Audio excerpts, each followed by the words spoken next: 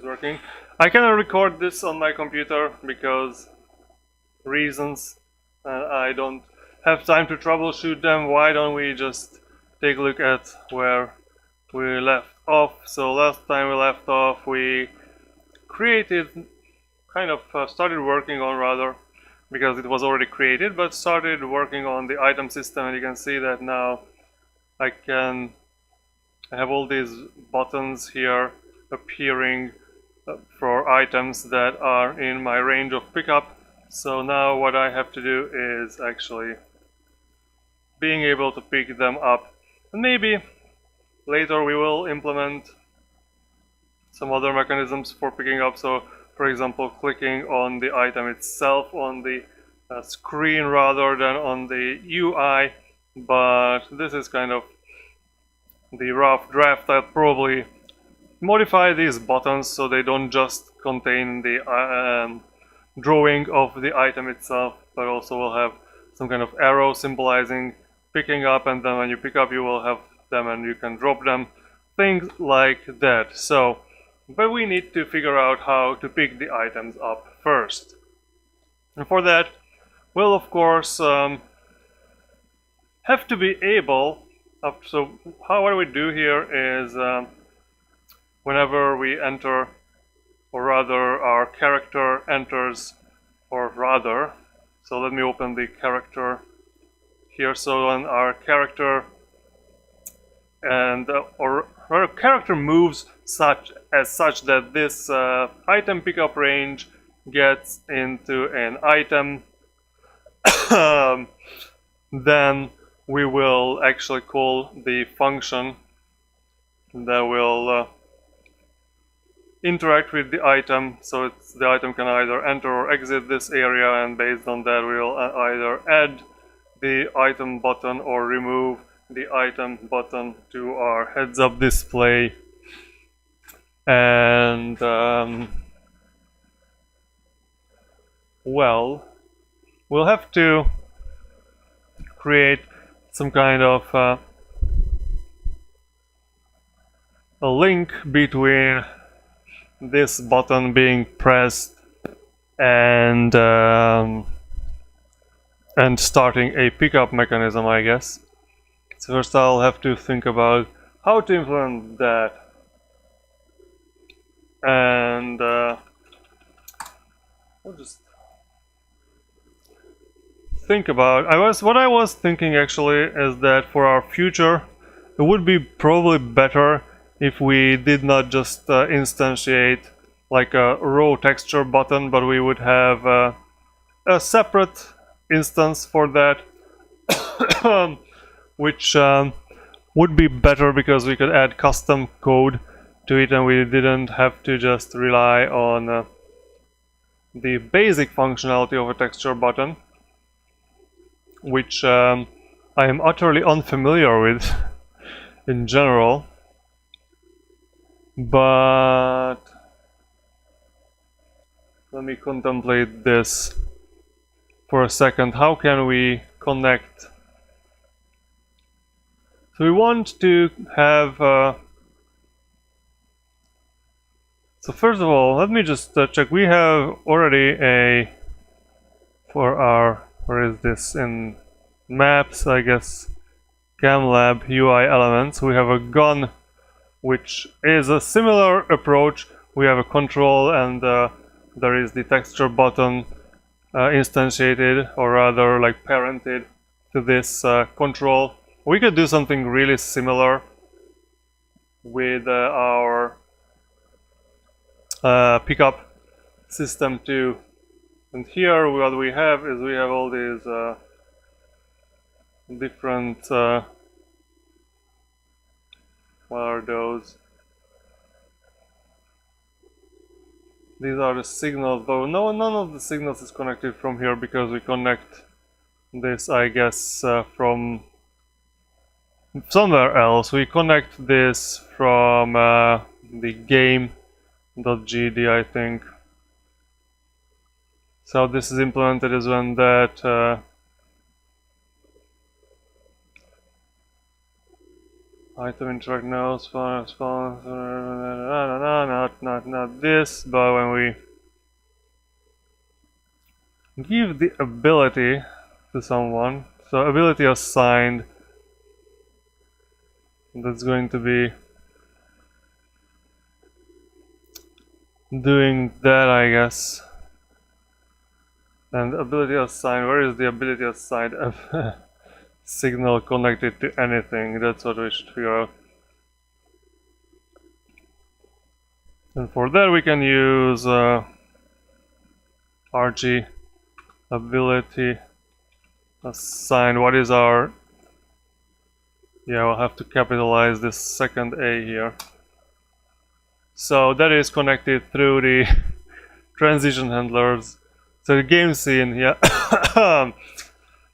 And once this signal is emitted, we will use the add ability in the HUD. Okay, so in the HUD, we have this add ability, yeah. And this, what it does is it creates a new button through the ability resource, which will create the ability HUD node and then add that. So this ability resource for the gun is just called the gun.gd, and I am already getting too deep into this. That is for ChemLab, there is gun, and there is this create ability HUD node. This is what will instantiate this scene, and then this will connect.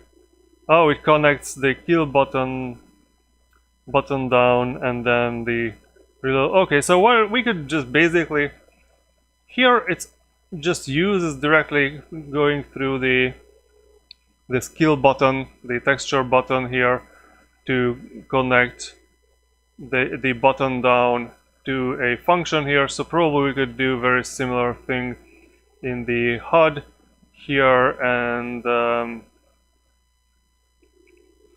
I guess we could connect. The problem with this, what I can see at the moment, is how do I specify which item are we going to call? So can I connect this? So this is called just simply the new item icon, I guess, is the texture button. So I can connect, what was it called? The button down, and I can connect this to something and the function there.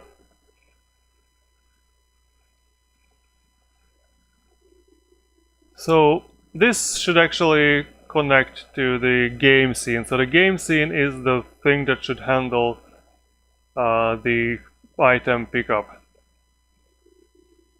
So for that I need to get my link to this game scene, which I can get through the transition handler. Is design allowed on this stream or just programming?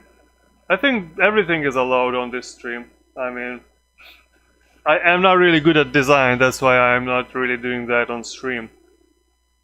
But so whatever is related to the development of, it's called a coding stream, but you know, it's just development stream.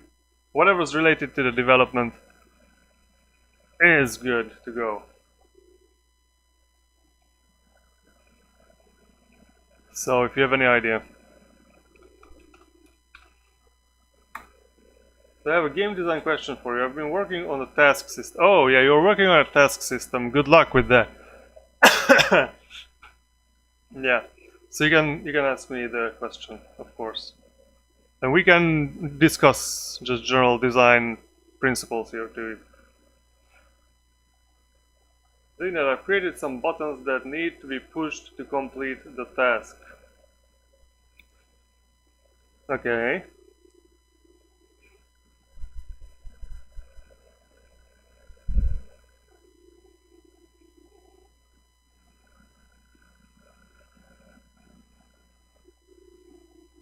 How do I... In the meantime, I'll need to look up something on the documentation here. And that is signal call. This brought up a kind of a general design question. Do you want a use button on the controller keyboard or click to press or something else? Well, I think in general we should have both. So keyboard presses should work, but also we should have everything as a button on the screen too, because I would... So what I would do for the system for the tasks is something is basically the same thing as we have for the items. So whenever there is a task in range, you add the interaction button to the head-up display, and that would be kind of a nice way to visualize, I guess, where the whenever a task can be interacted with. We can use other visual clues in the future, like outlining things and stuff like that, but I think there was a discussion that this game should work on a touch screen too, so that's why I am trying to do everything. And you know, you should be able to play this game without having to read through documentation of what key press does what. So just clicking on the screen should be like a self-explanatory, I guess.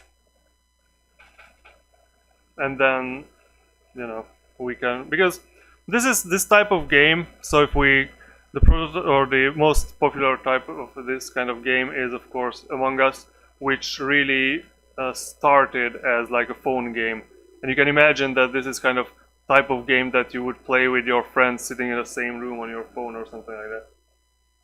So when in range of a button, a push button shows up and you can touch that button. Yes, something along the lines that what I do here with the item pickups.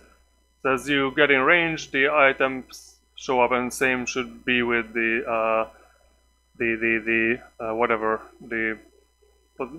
tasks too.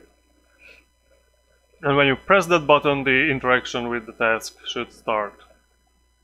And then whatever is in the task, you know, you can interact with that. Alright, so what I'm trying to look up is using signals, connecting signals in the editor, custom signals, connecting signal via code. So I know how to connect these, but what I want to see is whether we can add something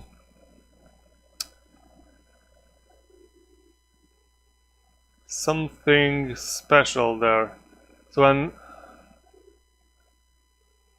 what I want to see is, for example, can we see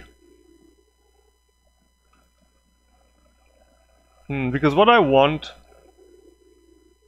is based on which, because we could have multiple buttons here, but I want to tell the function I'm calling which button was pressed.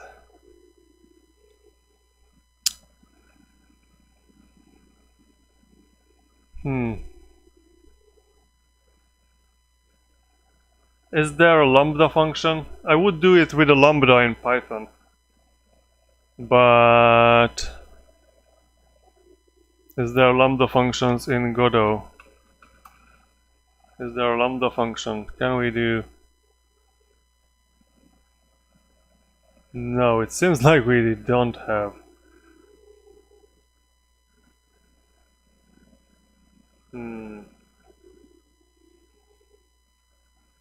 GDScript is getting lambda in 4.0. Oh, that's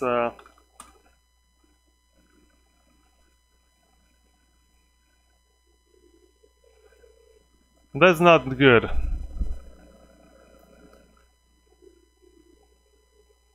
That means that I don't have any other option. I will have to make a separate scene for this button, which I guess in the long term it will make sense anyways. So I will create a HUD folder here, and in the future we could probably put the HUD scene itself into this folder, but then I will just not gonna deal with that because that's not good enough for a stream, I think, to do. So this will be item underscore pick up button, and this scene will be user interface, so it's a control item pick up, and it will have a child node which will be the texture button. And this, okay, so let's just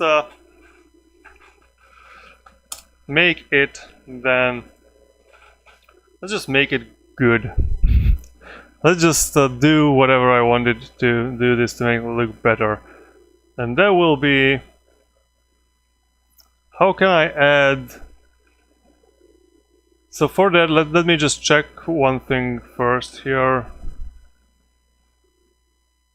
Where is the items? Okay, items, item node. So the item node is done using a sprite. So if I add the sprite here, add the child node, which will be a sprite. Okay, and then this will have a new script. Inherits from control, that's good. And we will have a item icon will be the sprite, and this will be, let's just name it item sprite, so there is no confusion here. I think more programming languages should use Greek letters. Imagine defining a function like var fn equals lambda a string intended on next line. APL is famous for using lots of Greek letters in syntax for the actual language.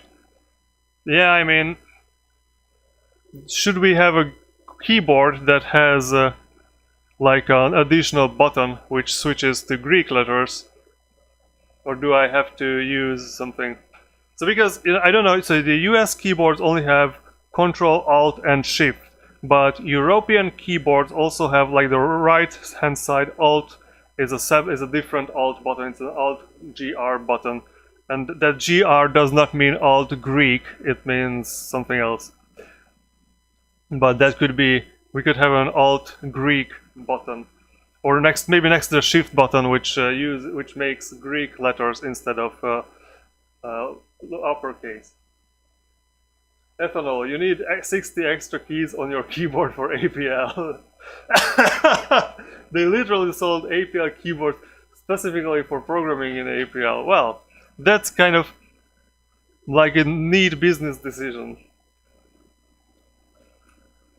I think if, like, how popular Python is now, they should make Python keyboards, even though that wouldn't make any sense. But look, figure how well would a keyboard sell that would have a button that you press and they will just give you, like, the Python keywords or something. Where my emoji only keyboard? I think I saw on YouTube Tom Scott made a video about making an emoji keyboard. They connected like 8 keyboards together, I think. So it will be the item sprite. And welcome everyone to this stream. How does this work? Oh, maybe I have to actually, I always forget that in GDScript you have to actually define the variable by saying var instead of just naming the variable. Yeah, you could tell I've been working on Python too much. And then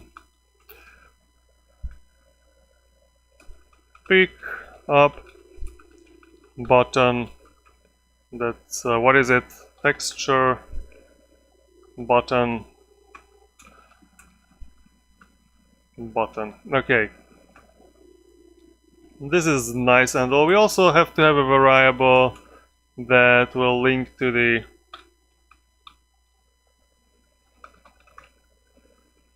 or not connected item. This should be once upon a time, as kind of commentary on how repetitive Go can be, someone made a pedal that inserted the code if error not equals nil return error, a very common idiom in Go. And then make it a pedal. That makes even more sense than an actual keyboard, because then your fingers are always on the keyboard and you can just use the pedals with your feet when you need to add the extra functions. That makes a lot of sense. Yeah, we should have a variable called item, and what's the type of that would be, I guess, item resource.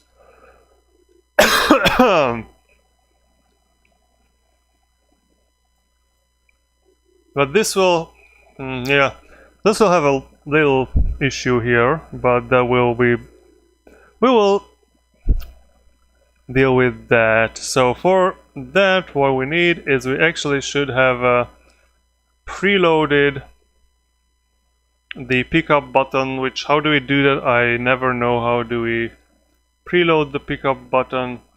Yeah, spec scene is equals preload. Okay, let me just copy and paste, because that's what good programmers do. Copy and paste code. So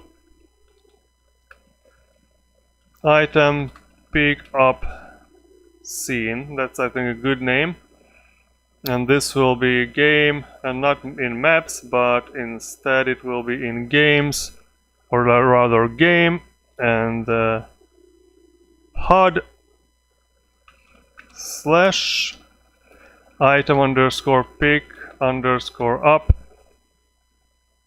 underscore button, because we like short file names here. Can't preload resource at path. Why? Did I stutter? Res game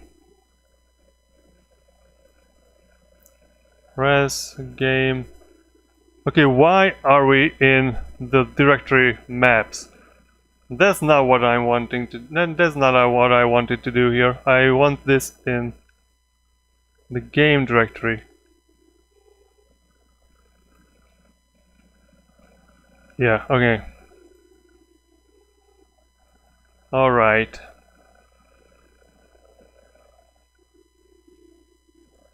Okay, I guess so. Okay, so P4, nice micro. Is inflation a hot topic in Korea at all, like it is in the Western nations? Well, I don't really like read the news that much. I haven't been reading the news recently, but it's definitely like people talk about it, because the university I work at just raised the price of food in the cafeteria. So I guess everybody is disappointed with that. Also, but other food stuff also increasing in price.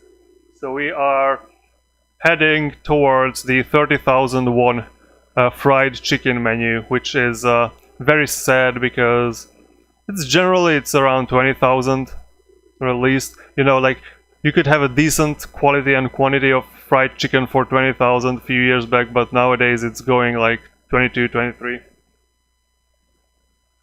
Price of food at cafeteria speaks for itself. Yeah, so and the university cafeteria, actually they work in like a coop, this kind of a cooperative governance, so they are really trying to keep prices as cheap as possible. So even if they have to increase prices, that does not mean anything good. So and in the meantime, on the pedal for programming, Monban says that wouldn't work for him, because never have my feet on the floor when I'm sitting at a computer. They are always folded up under me. Oh, that is an interesting. I cannot sit. You would be You would have a very easy life in Korea if you can sit like this for extended period of time, because a lot of like fancy restaurants have this arrangement of sitting on the floor, and my legs, they just don't fold up properly for that.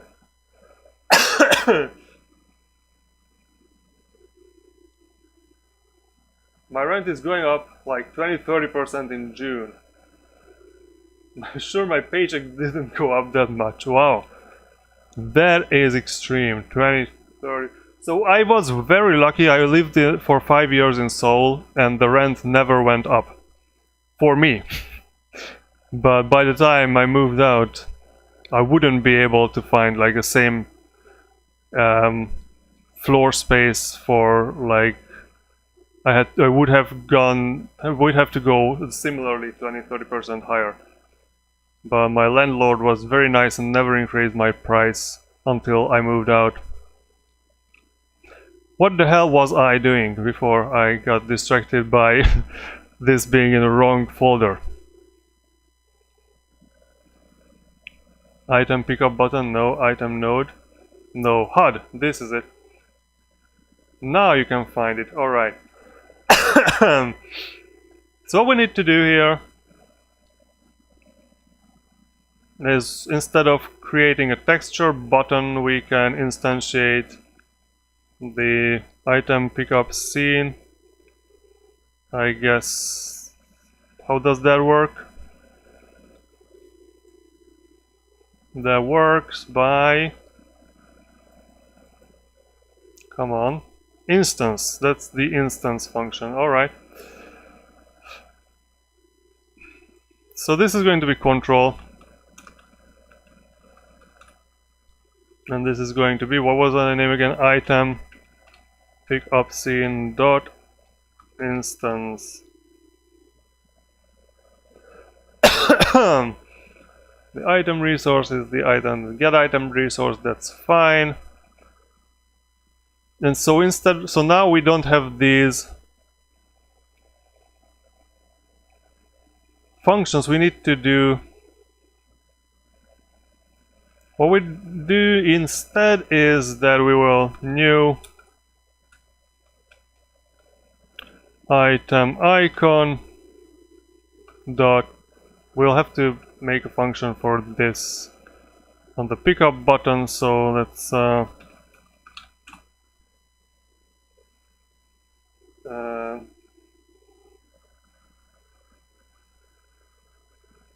8 months ago I asked my landlord to fix a leak in my roof. He did, but there is still a hole in the ceiling. That's nice work, nice craftsmanship there.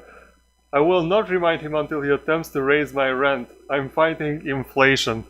Well, that's come back to me when you got to do that and tell me how well this strategy worked. I am curious about that. So function set item resource, and we will just receive a new item resource and return nothing. How do I null, return null? Is it how it works? And item equals new underscore item. Expected a return type. Oh, it's void. Yes. By the power. Worst part for Mumbai is this apartment complex actually laid off for building manager. We have to contact the main office of the company that runs this and several other apartments. So we aren't even getting anything for our increased rent. In fact, we're getting less. Wow! Yeah, I have never lived in an apartment that would be owned by like a big company. Both my previous and the current one is basically owned by like a family. My previous one was like just the whole building was owned by the family and they rented out all the rooms. And this one, in this case, the top floor is the landlord's apartment, and they have like 2 other floors where they have these smaller apartments they rent out. Then we have to add the new, so here we call the set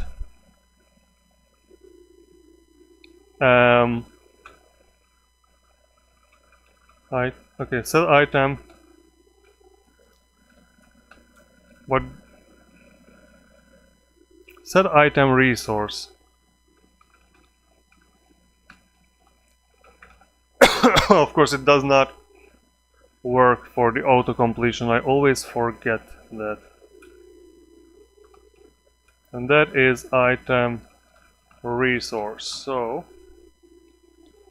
we gave them the item resource, and then we also need to set the texture, and that will be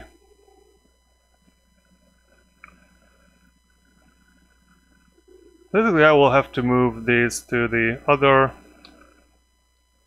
script here somewhere. It will be another function, and it's going to be just item icon. But I think, yeah, this is a sprite, so these will be somewhat different because the sprite has different parameters than the texture button. And what those are, we will find out somewhere. Oh, it's texture, property texture, and property normal underscore, no, and property underscore scale. What? Not underscore, just property scale and property texture. All right. So, HUD. No, not HUD. I had to pick up button. And just simple texture. And this, what?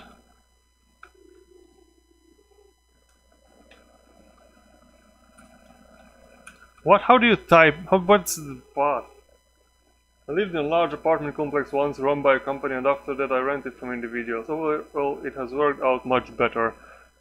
Yeah, especially because now my landlord actually lives in the same building, so, you know, they have an incentive to actually keep the building in good condition for themselves too, which is nice. What am I missing here? Texture. This should work. And the scale.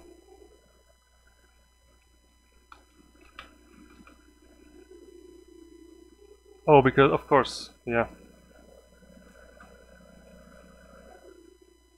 Item res is not, yeah, because it's just simply item in this scope.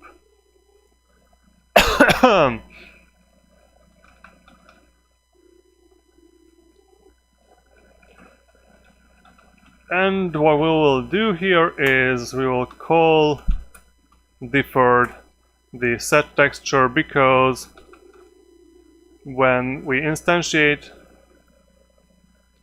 call deferred has to work like this. So because once we instantiate this control and we set the item resource, at that time we don't have the whole node structure ready, so we cannot actually access these variables yet. And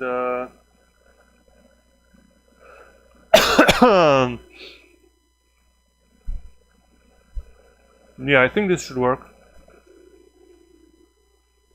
And I can item inbox, add child new item icon, and interactable append item, interact UI append new item icon. Okay, so, and what we can do here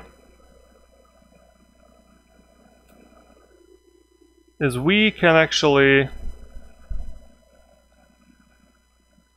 check if this works. First of all, I made this pickup button. I should make it look nice, because I want this to work, and we currently, the item sprite does not have a texture. The button will have, or rather the button does not have a texture, and we need textures on this. And I just want a simple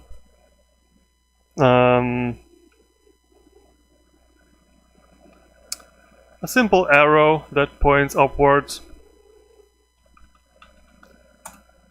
And does Inkscape have an arrow? Inkscape, I don't think Inkscape actually has an arrow built in as a shape, but excuse me. We need pixels. We need pixels and I don't know, 6. What? My numlock was not pressed. That was the problem. And I need to make a button. How do I make a button, or rather arrow on Inkscape?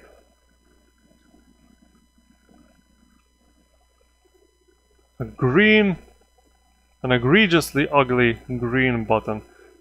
Corner 3. Yeah, I can make like a triangle, I guess. Very ugly triangle.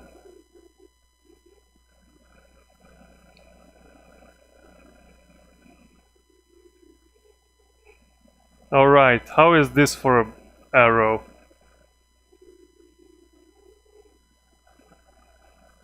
So maybe I can just make these two just one thing and add some nice borders for this. Looks really ugly, but whatever. Let me save this while off screen so you don't see, I don't expose my whole file system for everyone on the internet. I guess not that such a big deal, but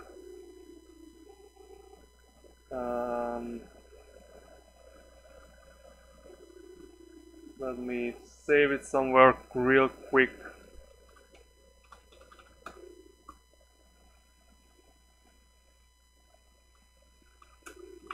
Pick up arrow. We'll export it as a PNG, of course.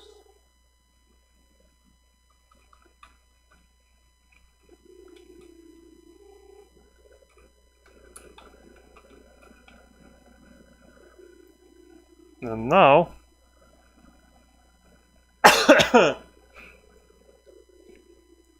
so I need to move this from misc, what is it, drawing, no, images, and UI elements, pickup arrow.png to src/game/HUD, I guess. And now we have the pickup arrow here. Maybe I should have like a separate directory for what is this called? Sprites.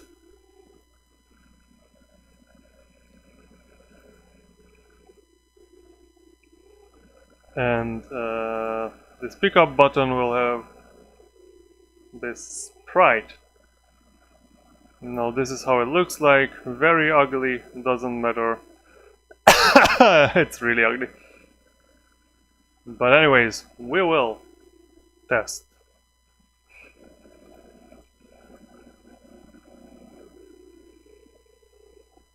Okay, things did not break yet.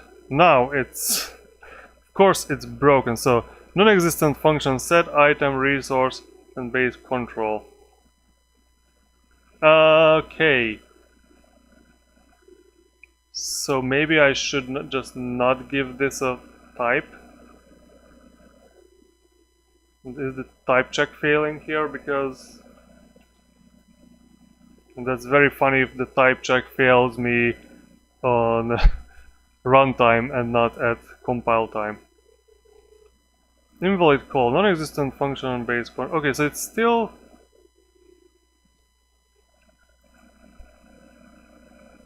Did I not name that function?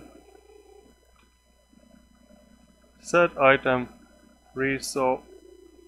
Okay, so I had a typo here. Alright. Mea culpa, I guess. So, where was I? I can define that's control. So it was not the type check that failed, but yeah, this is good old type check, not really good.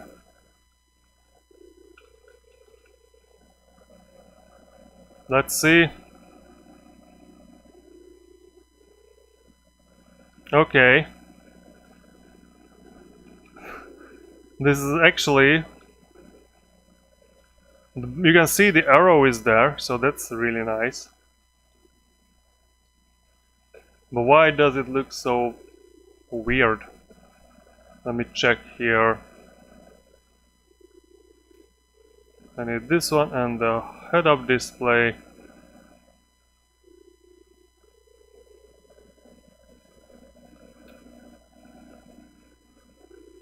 So is it because...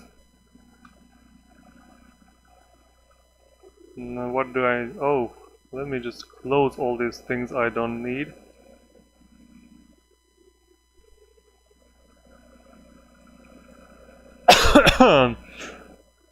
Oh, because the item sprite, is it centered? Yes, that's the problem. It shouldn't be centered, I guess.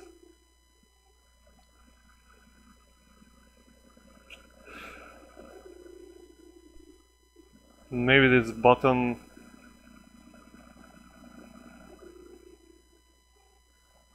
I don't know what does this expand means. If true, the texture stretches to the edges of the node's bounding rectangle using stretch mode. If false, the texture will not scale with the node. Okay. But this should be bigger, I think. And the item sprite, maybe the item sprite should also, instead of, I don't know how this should work, but this should be definitely bigger. So how do I make this bigger?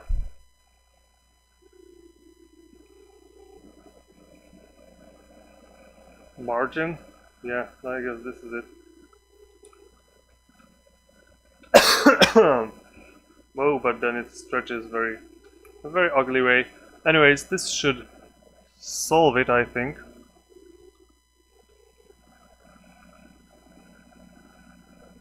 And...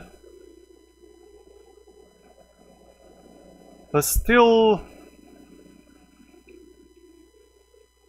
does not take up enough space and does not push the gun button and the other buttons away. Do I have to give a margin for this thing too? Probably. Oh, I give 100 margin, so maybe I should give 100 margin here too. Let's see.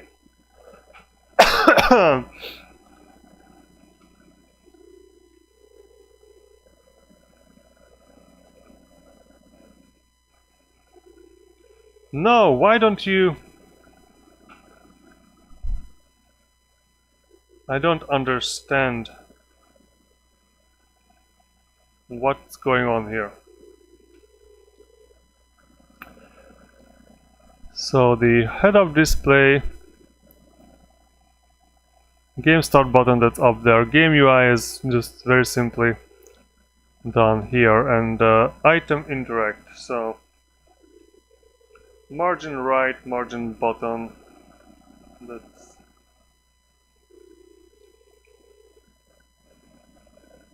so margin right is 100, that's fine.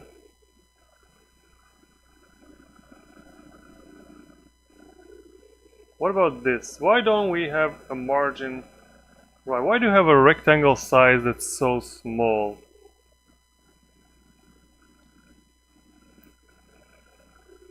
There is something about these controls I don't get.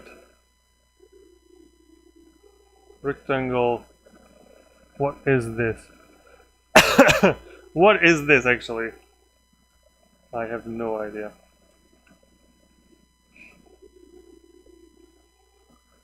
flip hint, no. Focus, I don't know. Mouse, no. Size flags. Fill. That makes some semblance of sense, I guess. How is it done with the gun? I always have to go back to the gun. And it's in Maps, CamLab, UI Elements, because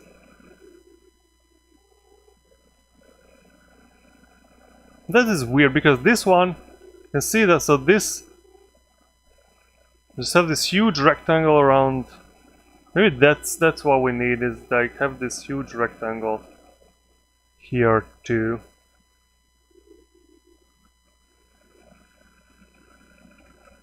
Yeah, let's make it 120, just out of spite. And put this like this. And I don't really aim for making this look good and by any metric, but it should still be kind of useful, if you know what I mean. And this is kind of useless. And I mean, I would understand, so if this is like very big and my sprite is very small, like this button is very small maybe. So if I make it 150 and then I make this 170. For some reason, and I guess we can test it if I go to the HUD and start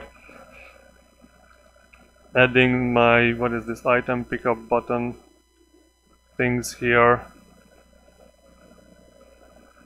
No. Why do they act like this?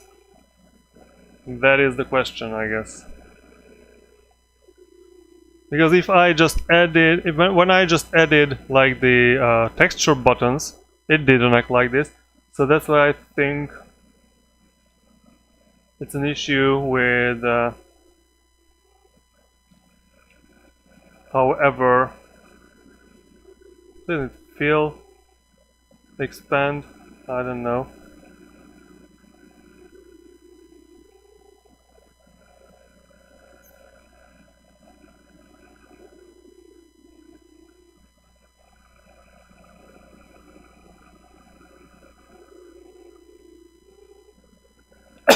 I don't understand how these controls work,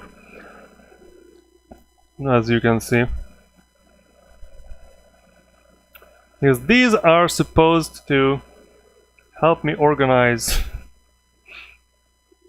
everything, and yeah, delete those.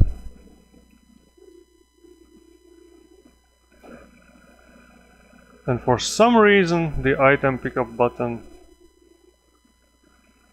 So let me just see what are the like default things on this. Growth direction is end. Rectangle. Scale, rotation, no. Hint. Focus. Yeah, this is, I don't know. Size flags. It's fill.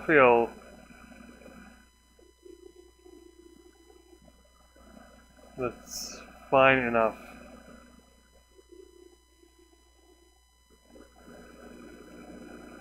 Because what is this? Oh, so this is,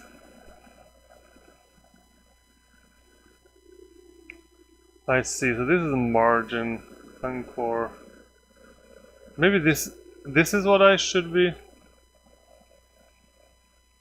150, 150 and then size 0. Definitely not.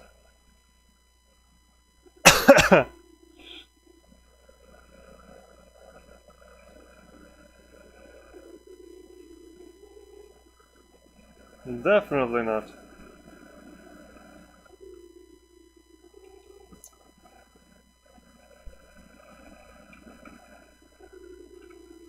So I just don't really get why is this not working.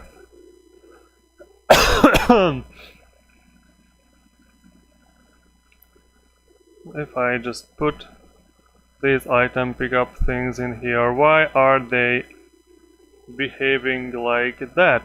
Because if I actually would add like a child node as a texture button, and I put this arrow on the texture button, and I duplicate this texture button, you can see this, so that this container actually puts them next to each other. Maybe this should not be, maybe this is not a control, maybe this should be something else. Maybe this should be not a control, but instead just another HBox container. No, because then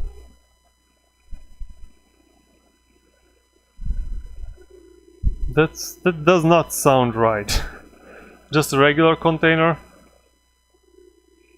What is a regular container doing? I don't know, but it still does not seem to be working.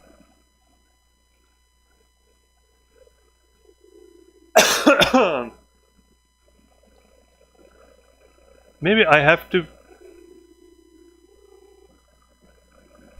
but this is definitely a control. And if I put this what is the gun HUD, I put it here, you can see that this is, oh, it's also overlapping each other, but they don't overlap. These two things don't overlap each other because they are in separate containers, but these are in separate containers, I guess.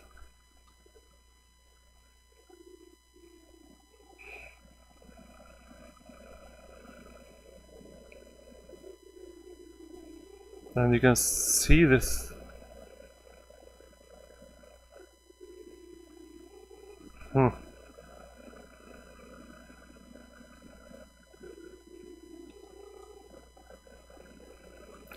Yeah, this is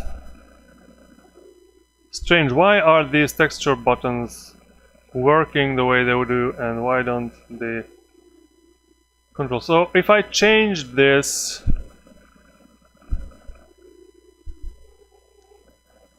well, let me just check this. Encore 00 margin. Oh, it has a bottom margin, that's fine. Growth direction and rectangle. It does not have a size. Hint, focus, mouse. Size flags are fill.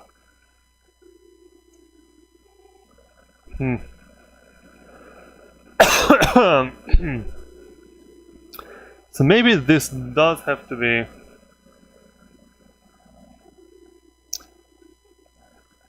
some kind of center container. Keep children controls centered. Margin container, simple margin container. Okay. Let's see if this is a margin container.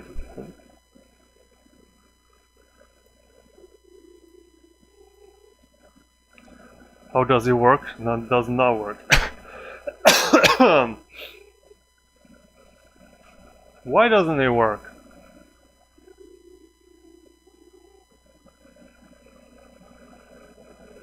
Why don't you work? Margin. You have margins. You have a rectangle of 200.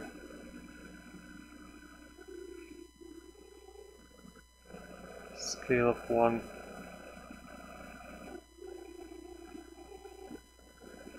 Maybe in this case I will have to have a control node which will screw this up, but that doesn't really matter now because first of all,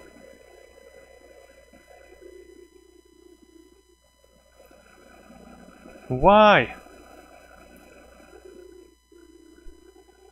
Why don't we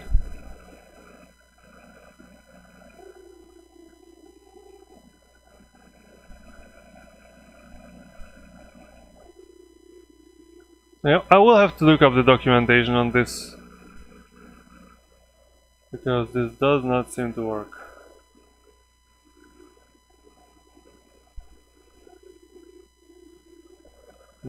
Where is the box container? Where are box containers? Pop up, no, container. Oh, box containers here. H-box container, similarly rectangle is 200 by 200.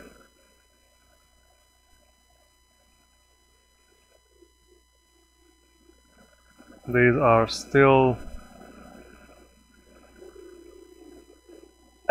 not working.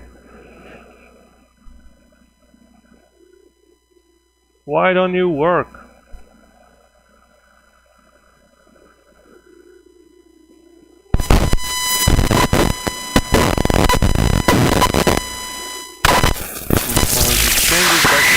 Let's go back to square zero, I guess.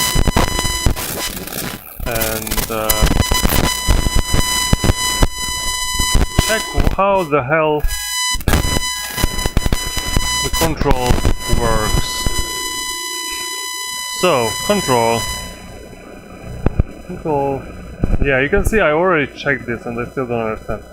Base class UI related nodes. Control features bounding rectangle that defines its extent, an anchor position relative to its parent control or the current viewport, and margins that represent an offset to the anchor. Okay. There is now some audio on volume screen. Oh, I can see that. I have.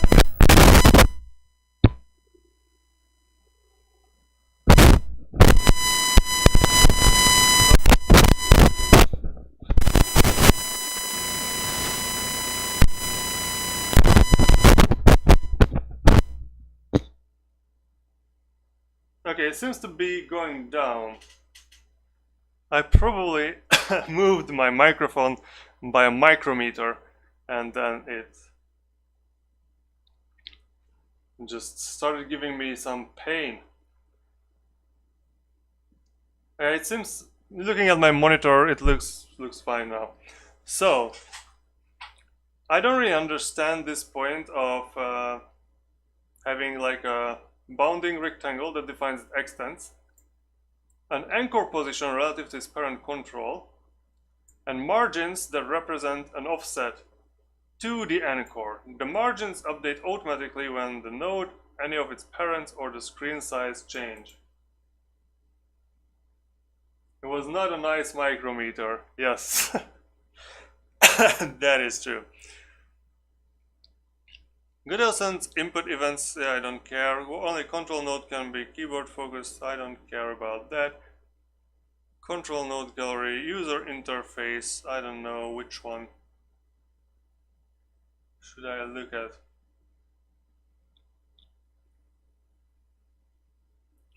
So let's take a look at this.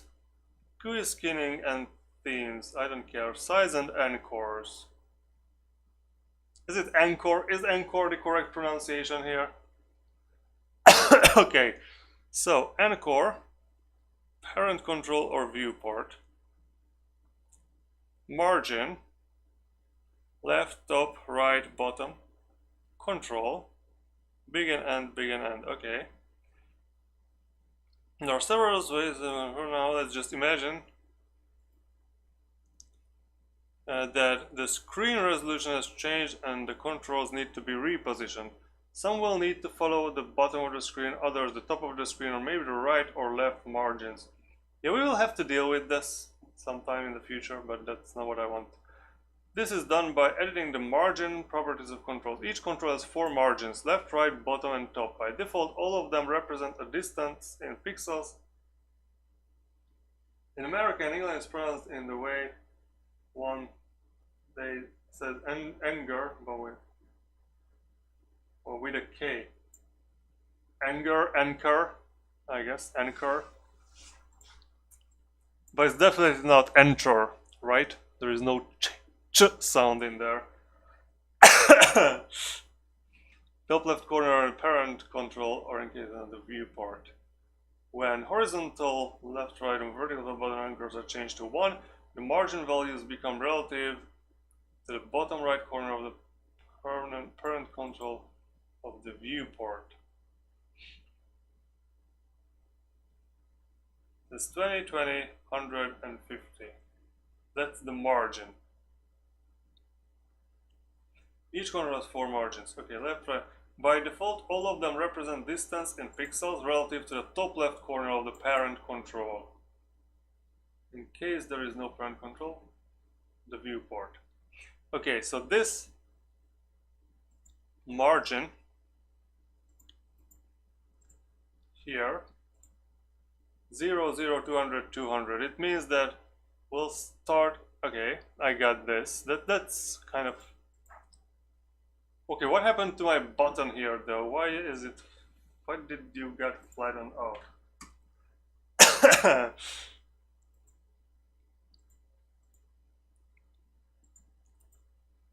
And so this is the margin. Think of pronunciation, your pronunciation, Americans should say it more like anchor. You're putting the emphasis on the second syllable. Americans would not do that, but I don't think it's wrong. Well, anchor. Yeah, I mean, English with its stress on the syllables is very weird because it's not a tonal language, but you still have all these weird rules where the stress, which syllable should get the stress in a word. When horizontal and vertical anchors are changed to 1, the margin values become relative. When horizontal anchors, but where do we talk about the anchors? We don't talk about the anchors. Here the control is set to expand to its bottom right corner with that of the parent, so when they're resizing the parent, the control will always cover it, leaving a 20 pixel margin. Okay, so when the anchors are changed to 1, the margin value becomes relative to the bottom right.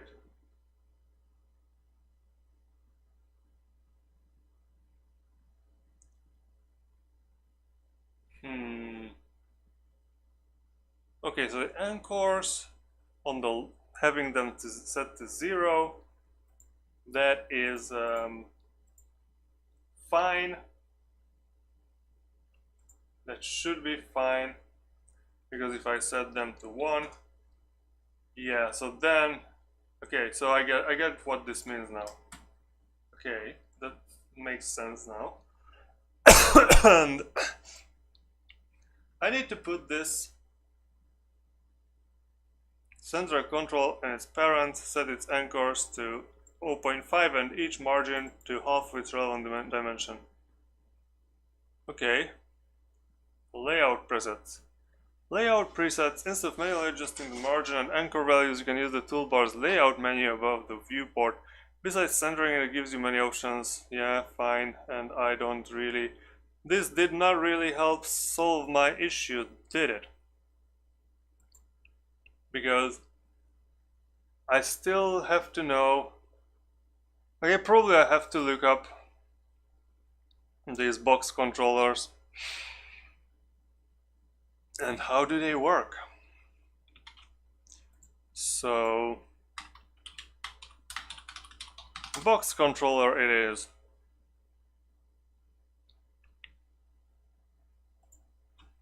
HBox controller then. It should be the same for VBox and HBox. But anyways. Why don't you find anything?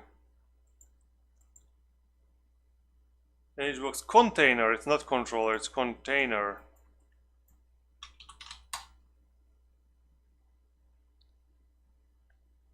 I guess I could not read correctly. So let's see, box containers. Okay, arranges child controls vertically or horizontally and rearranges the controls automatically when their minimum size changes. Okay. Okay, so I need to check the VBox container, I guess, to get some more information about this. So what do we need? Vertical box container, C box container. Wait. Vertical space between the VBox container's elements, int separation. Okay, so it has a separation where there is no such thing as separation.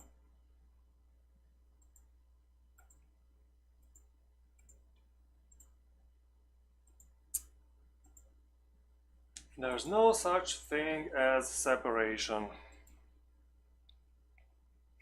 on that. Okay, C box container. Do we have any void edge space or align mode alignment 0? Most okay. Method descriptions. I don't know. Property description. The alignment of the container's children must be align begin, align central, align end.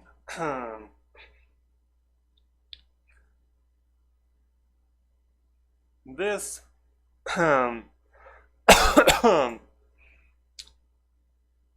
control node gallery. What does it going to tell me? Here's a list of common control nodes with their name next to them.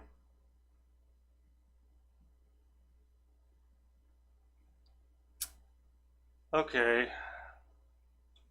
Thank you.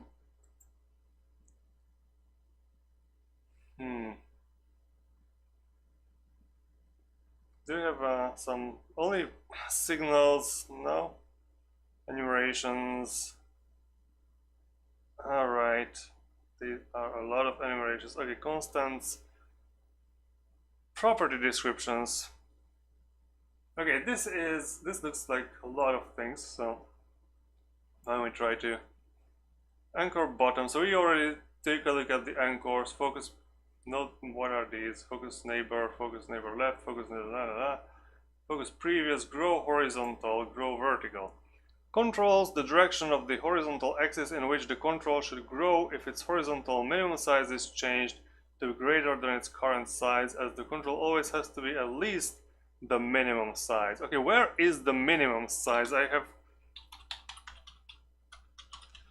this minimum size is being talked about a lot. What specifies the minimum size? See rect min size. Okay, rect min size, the minimum size of the node's bounding rectangle. If you set this value greater than 0, 0, the node's bounding rectangle will always have at least that size, even if the content is smaller.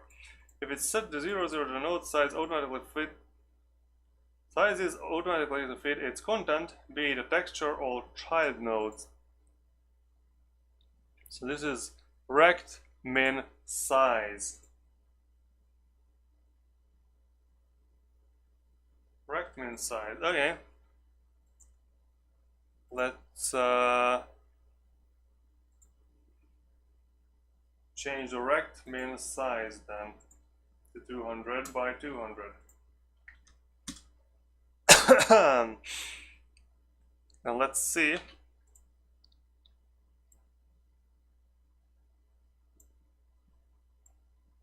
How did, oh dear, go there.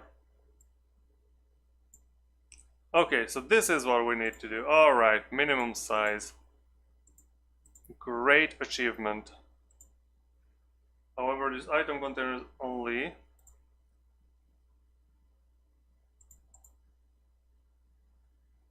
$200 tall. And this is, but this is also 200 tall, so I don't know why. Do we get outside of the screen size now here?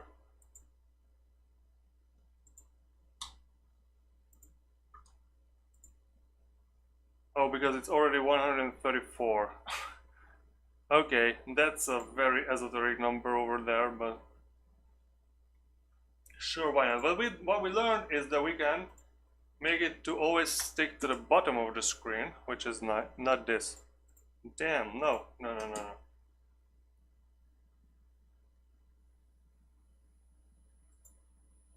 So we need an anchor. This one should always be the bottom of the screen, so this one will be 1. And the size will be 150.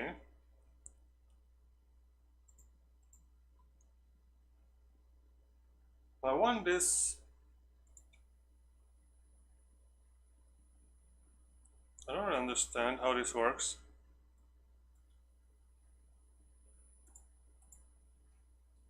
Didn't we just...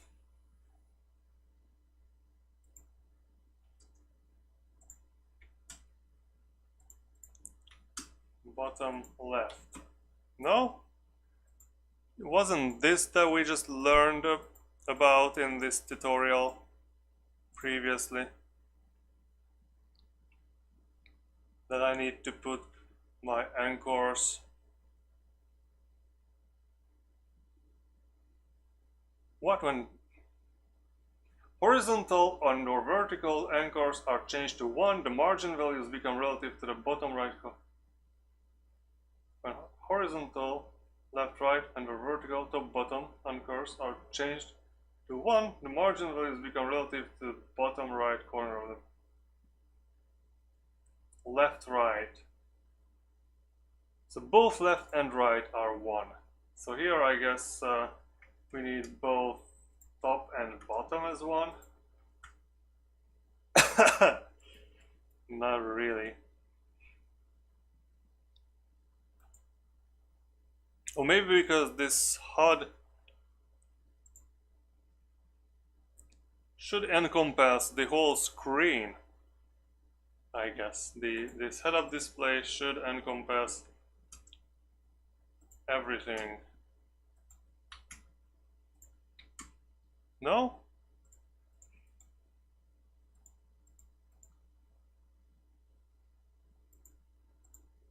I totally lost. Alright, this is something I will have to learn, I guess.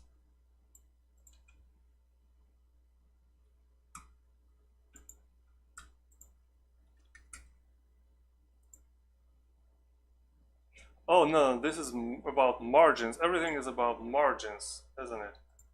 Anchors and margins.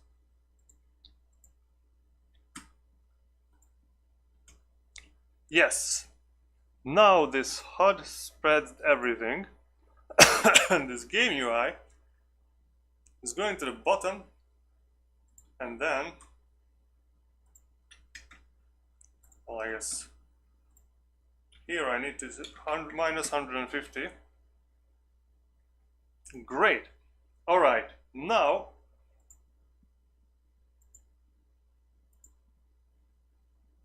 this works. And now item pickup button, minimum size should be 150. Size 152. And this button will be 150. And this sprite, I don't know, we'll whatever. Figure that out later. And now if I put this item here and more, yes, now it works as intended.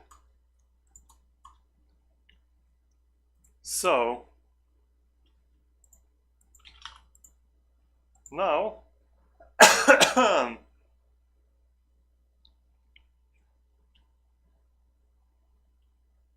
great.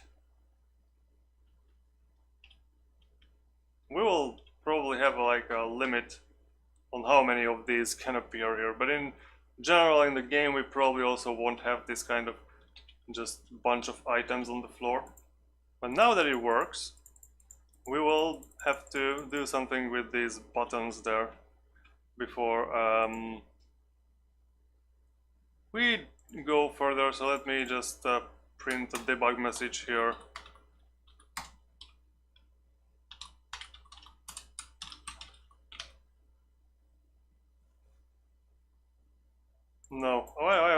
Okay, I saw this working.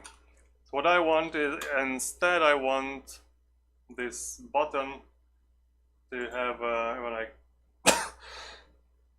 the button is toggled or pressed, button down.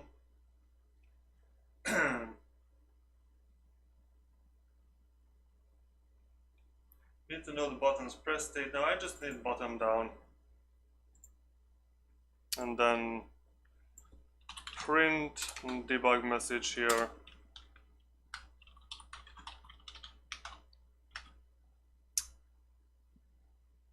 And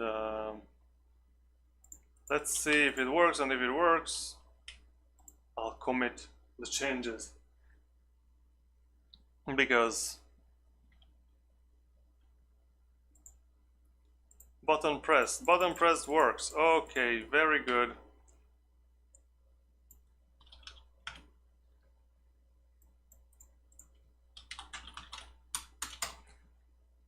We created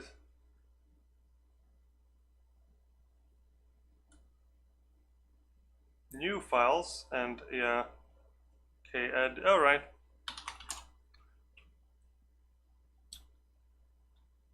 Not much have changed, but wait, what?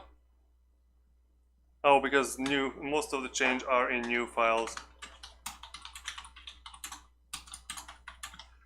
Refined item pick up buttons. That's a good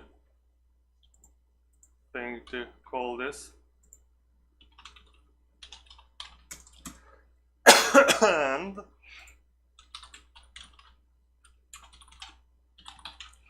let's push this to the GitHub.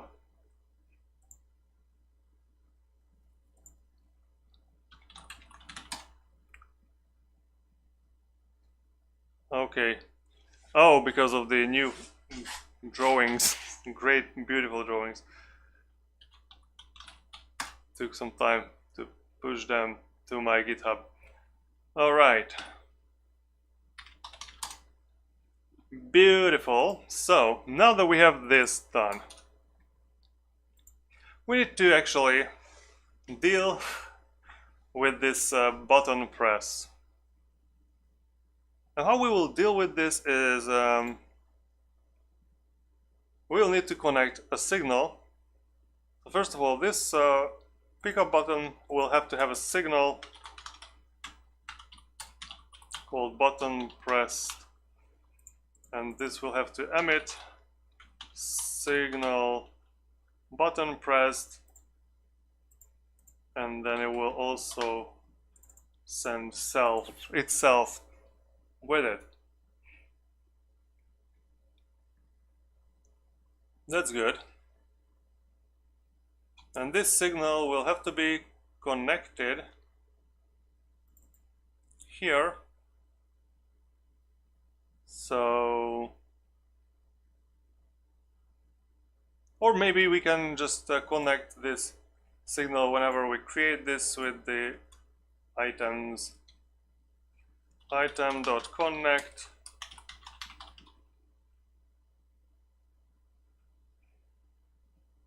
Wait, what?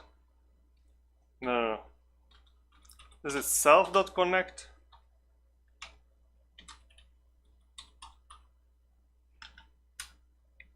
Signal target, yeah, the target, yeah, self.connect, because the target will be item.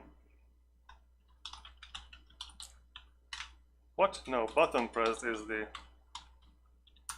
signal name, and its target will be item, and then a function will be attempt pick up, I guess. We don't need to sound self with this, because we know what item we relate to, and actually I don't even need a signal here, because what we can do is I can just item dot whatever attempt pick up. The item resource will have to have the function, of course,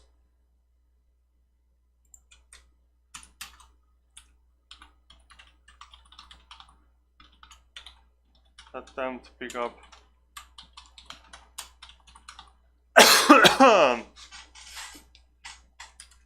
And what should we do with this?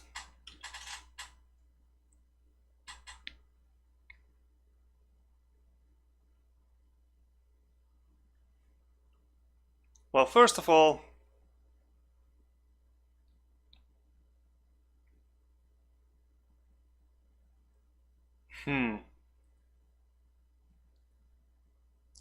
there will be a problem here because I want to tell. Okay, so probably we have the items auto load, and we will have to do this through the items auto load because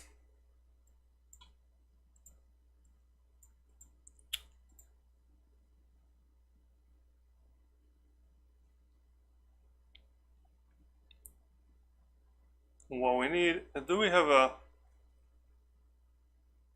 items listed in this? No, we don't.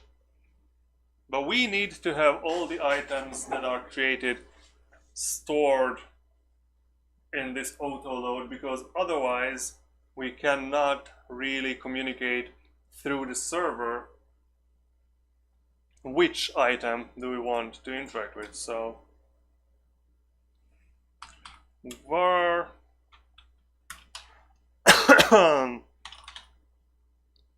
items, this will be a array, and whenever we create an item,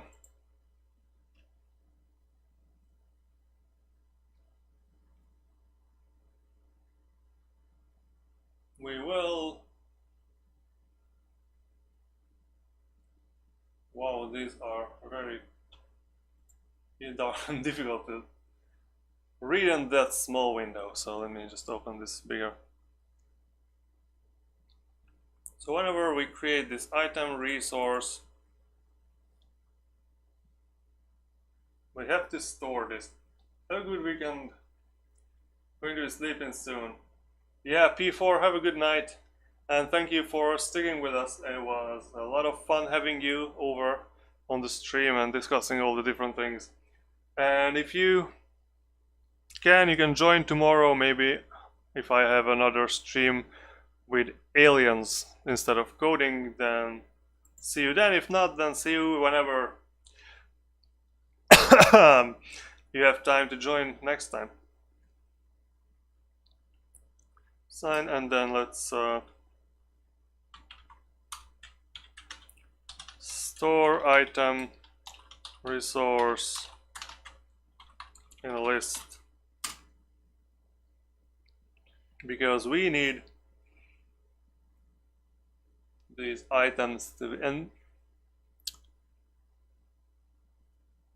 create new item resource. So all these items, these might dynamically change whether they exist, or I don't know if we will, how we will handle destroying items, because destroying items, in that case we will have to be very, very careful keeping them in order. Well, I guess probably we can just kind of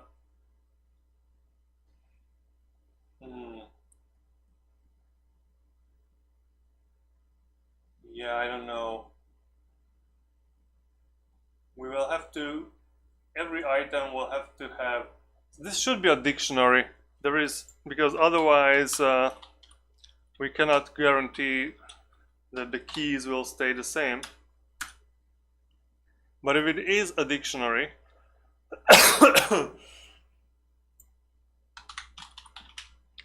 every item will have to have like just a random item number. So, and that should be also assigned to the item resource, I guess. So the item resource itself knows its own random name. item ID maybe. The random ID of the item.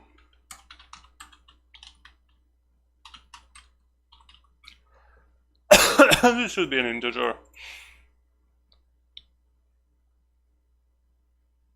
But also, that will make it much more difficult. Yeah, so a lot of things have to be dealt with before I can actually work out how to pick up items.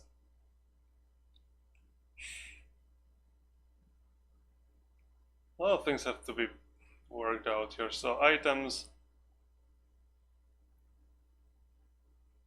and this should be the basically -1, and we should have a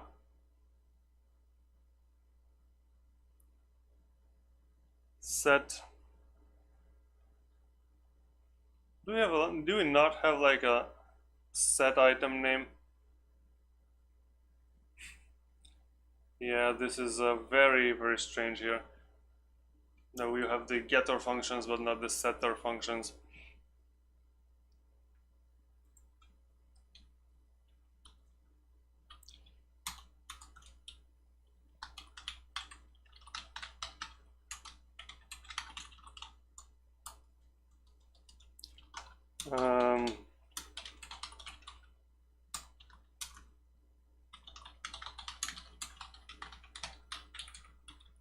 And then we need a new name here.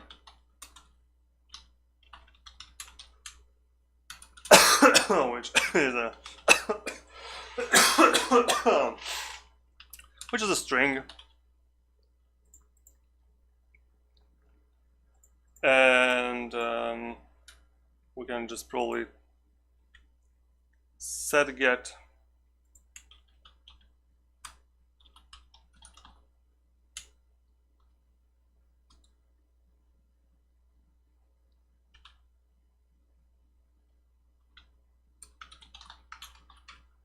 now what is it? Set name and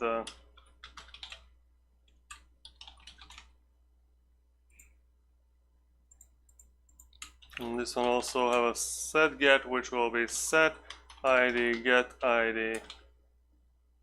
I guess this is how we capitalized it previously, so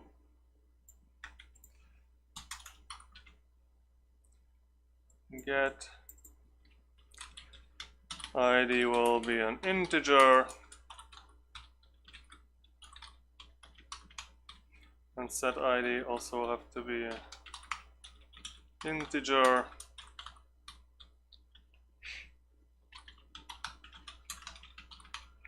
And also if item ID is not equal -1, assert false, shouldn't change item ID ever.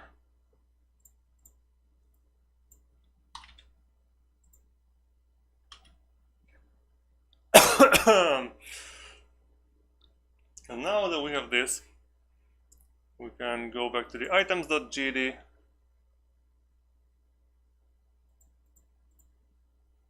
The subnet is not red anymore, but anyways. So we need to create a new.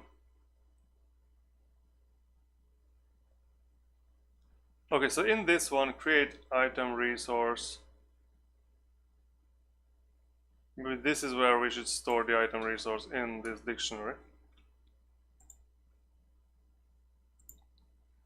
And then we'll also have a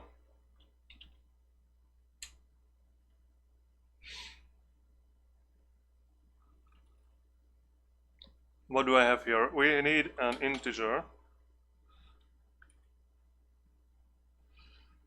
New ID.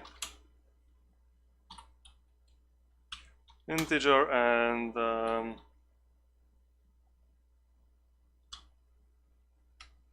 yes, is there do while? No, there is a while.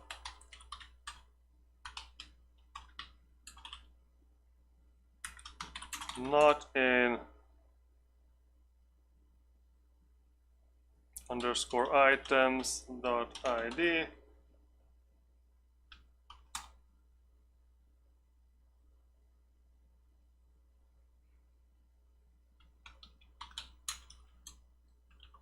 And how do they generate random numbers? I don't know.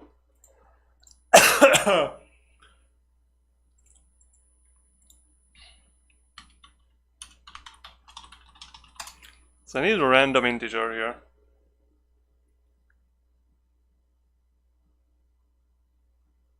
Random number generation, getting a random number.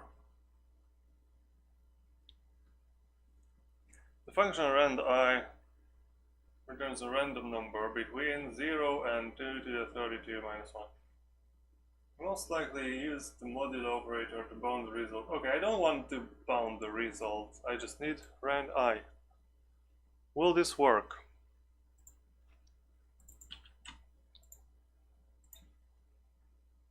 Expected colon at the end of the line, but you have a colon at the end of the line, so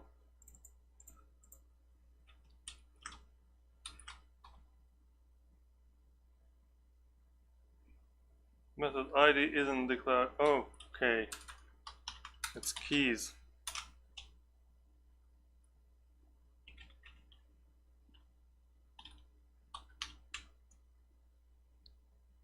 Well, new ID is equals minus 1, or new ID in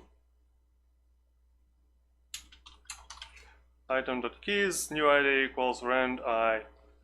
Looks good. And then we can say item resource dot item ID equals new ID, and then also underscore items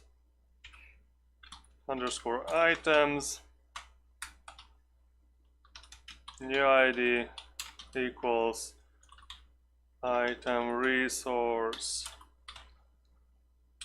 And in that case we will have the item ID, so whenever we actually attempt a pickup, we can handle this through, I guess, do we handle this through the game? I think the game, we should handle this through the game, because why not, I guess.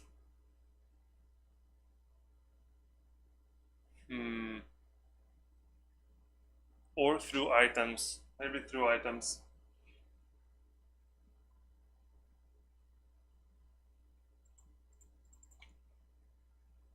Yeah, it should be in items, I guess, because, or should be it in game?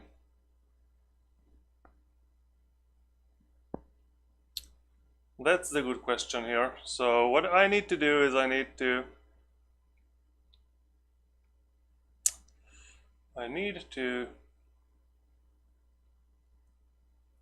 to tell the server that a player with a certain ID or a character with a certain ID wants to pick up an item with a certain ID.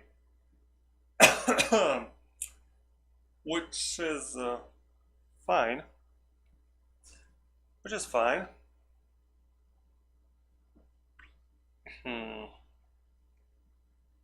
How do I do that? So I would not do that through items, because it requires the interaction between the player and the or the character and the item. And I just realized that I'm wearing a shirt over a polo shirt, and both of them has collars, which looks weird. Anyways, this is probably something to be dealt with in game.gd. So The game scene, we need the game scene to know about this. How do we make the game scene know about this? Well, whenever the game scene handles so many things. Ability activate, yeah. Where is the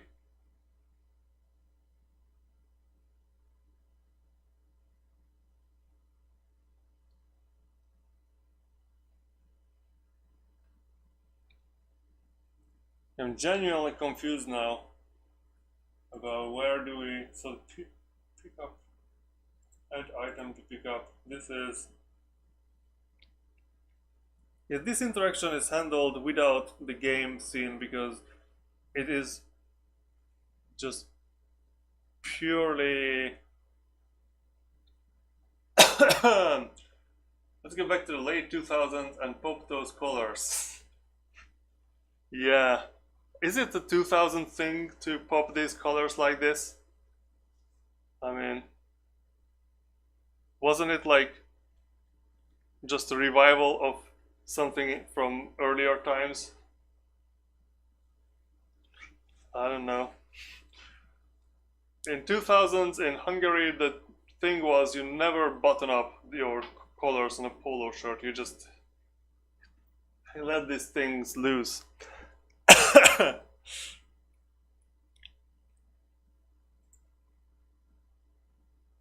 So what I need to do here, while this is it's getting very complicated here, but anyways, just as I have this kind of checking for kill character server, which will kind of try to murder someone, but first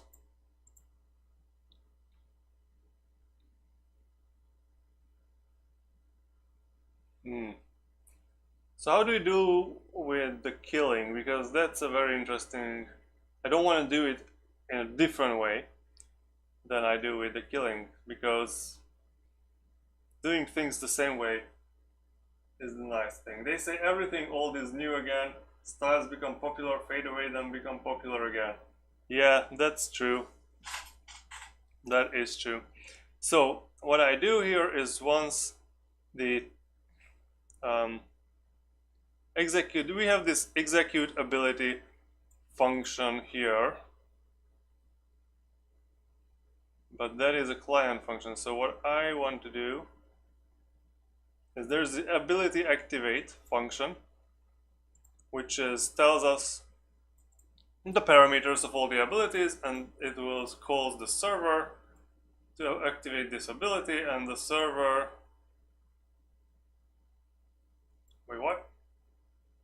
So ability act server, yes, so that will call the server. Server will get all the information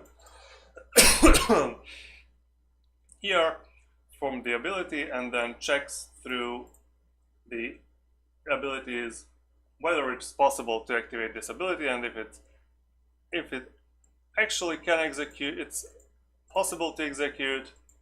So that's actually checked by the ability instance on the... So the ability is instanced on both the client and the server, and once the ability on the client wants to be activated, it will signal to the game.gd. The game.gd will RPC to the server. Server will ask the server-side instance of the ability whether this ability can be activated, and if the ability says yes, you can activate me, then the server will tell everyone what result to achieve. And in this case, the ability is executed, then the ability will just, on the server side, will basically say, once the ability instance is executed, they will say to the server that, yeah, just kill someone, and the server will execute the killing. So something similar should happen here with the pickup, which is we have to have a function which is very similar to this one, to the ability activate, is item pick up attempt, and this will not do anything else, just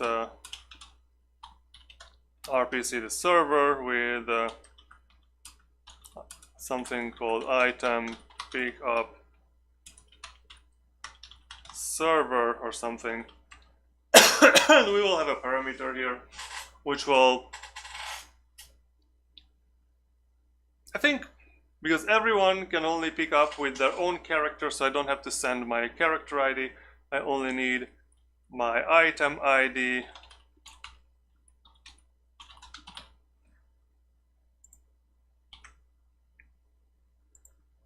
But first of all, I want to test something out before we move any forward with here, and that is this item creation process, if it works or not before we move forward. So let me just put like a breakpoint somewhere around here. Oh, because that's the problem.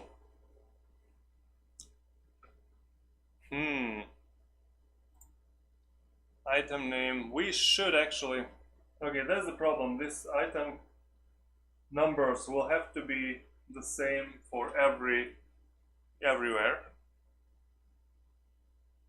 So we cannot create an item client side. The item always have to be created server side.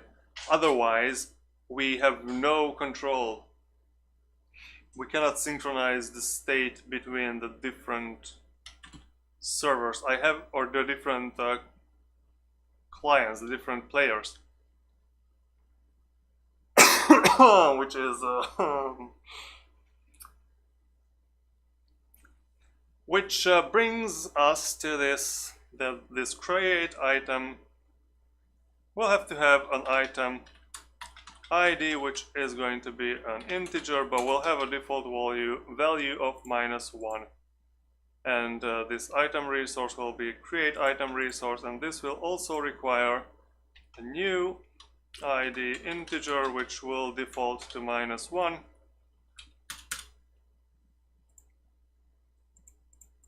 And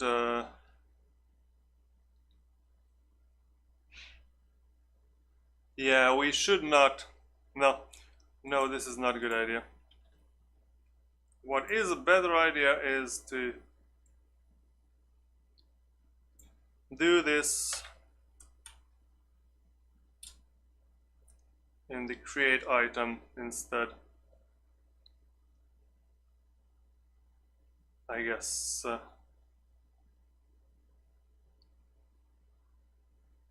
is this the better idea?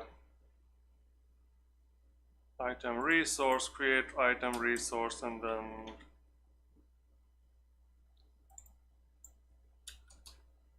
well, new if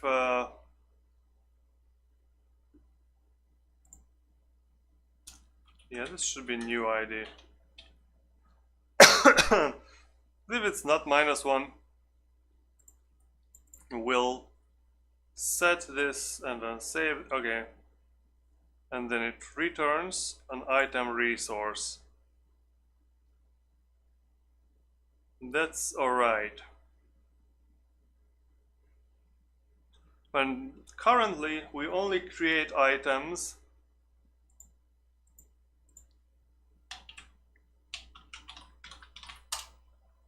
in this storage room place where it just creates an item.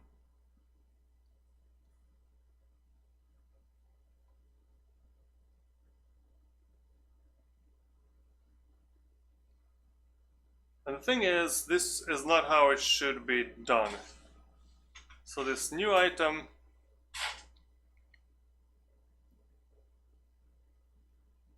if it's not executed on the server, it should tell us that something's wrong. Okay, so if we don't have an ID specified, if new ID equals -1 and what is it, connections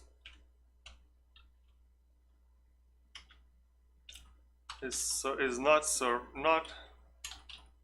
server assert false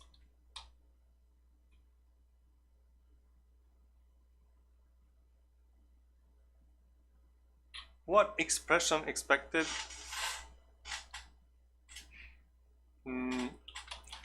Only server can create new item without an ID. I guess that makes sense. And seems like we won't be able to do item pickups today because we have to deal with these things. So storage room, we should not create these items just like this.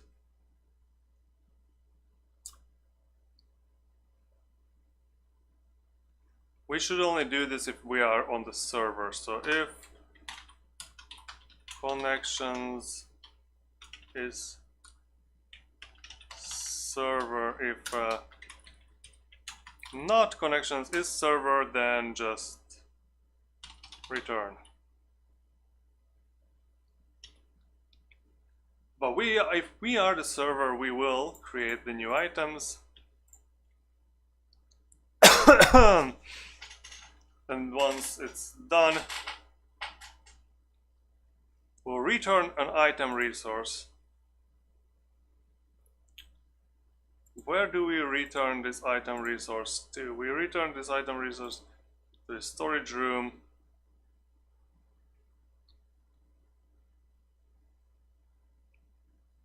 And this will add the item to this storage room itself. But this, okay, so the items in general should not be parented to this here. So that's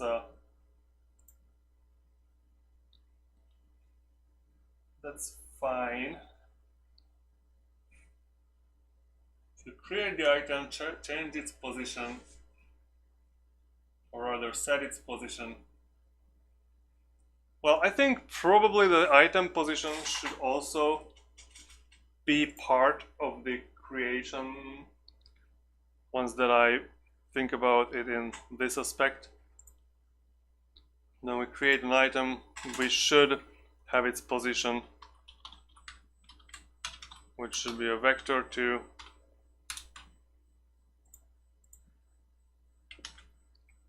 So this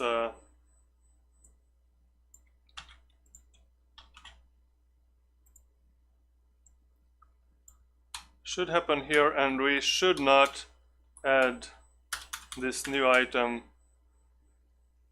there.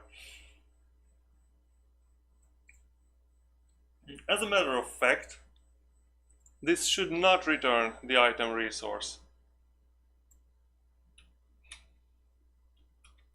This should not, because this does not make any sense to return the item resource from here. No returns. There is no return from this. For the because this will be a networked function, so there will be some networking here. Well, I guess we can refactor this a bit, but the thing, we will have to do that. But the thing is that we will have to, whenever an item is created,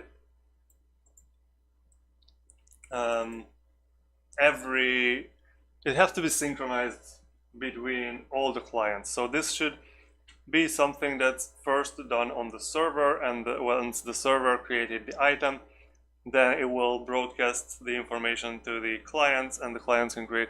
So the storage room should only do if it's a prototype. It's not how items will be created in the game in general. But the thing is, we don't want any return value. We are just creating a bunch of powder bottles there with this coordinates, and whenever we create the item nodes, we can item node dot not position. What was the what is the coordinates for the node? Item node dot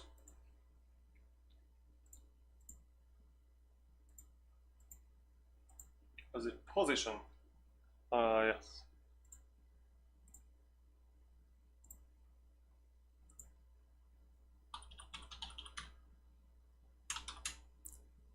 No, there is no position.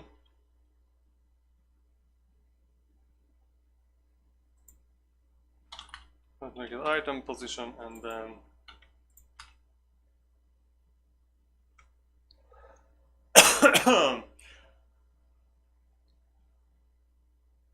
oh, but this item will have to be also parented to the map somewhere on the map. And if we go back to our game, where is game? Here it is. So game has a map, characters, and probably should have this item, the items child node for placing the items there. So in the code we can refer to this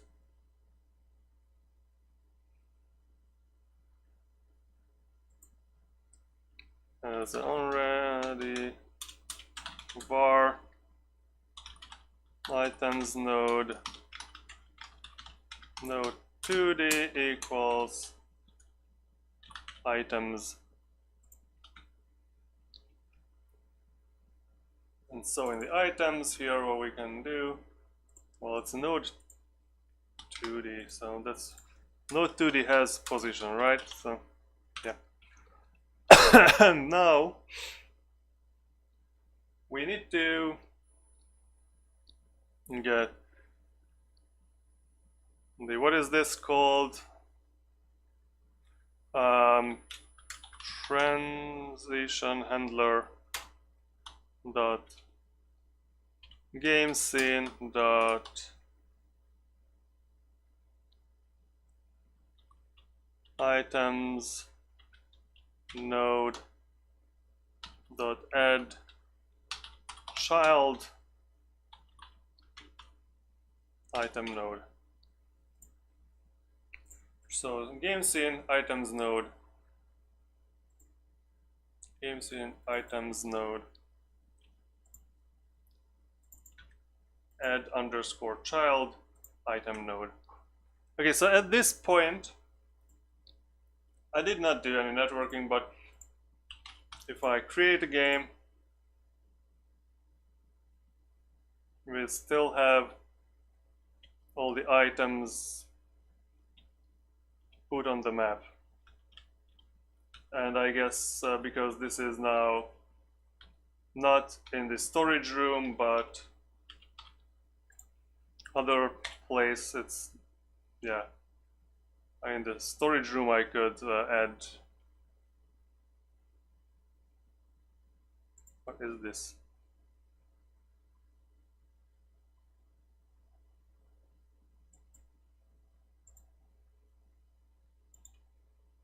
Close. I don't know what happened there. So I guess in the storage room I could add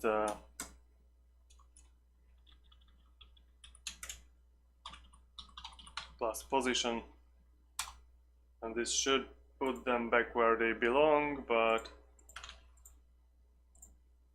we'll see if that works. Yeah, now it works. Okay, so that's what I was talking about. So now that we have the items created. So the thing is, I don't want to use the same function on the server and the clients for this. So there should be a create item server and the create item that should be a create item, which should be like a private function and would do everything we have here, but will be called underscore create item.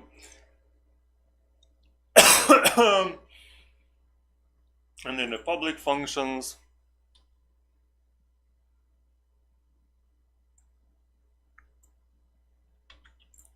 we will have server functions,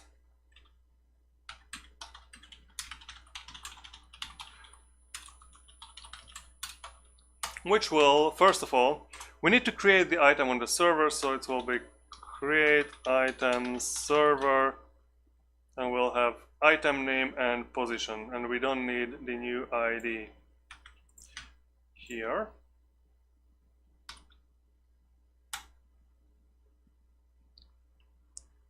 Because it's always the server that should start this.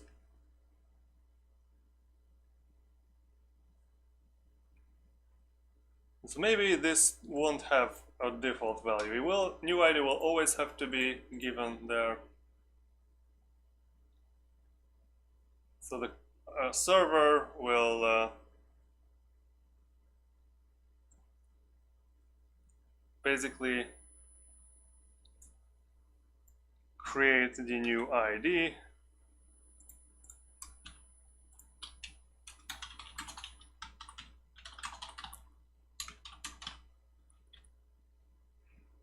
And then it will attempt.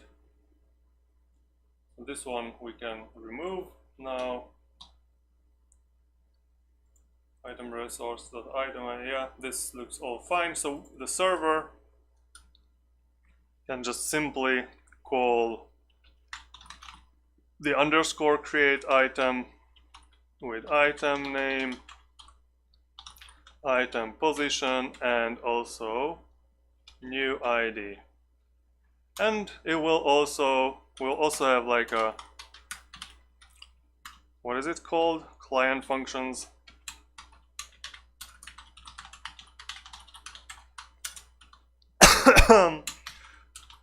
Create item client, and this will be a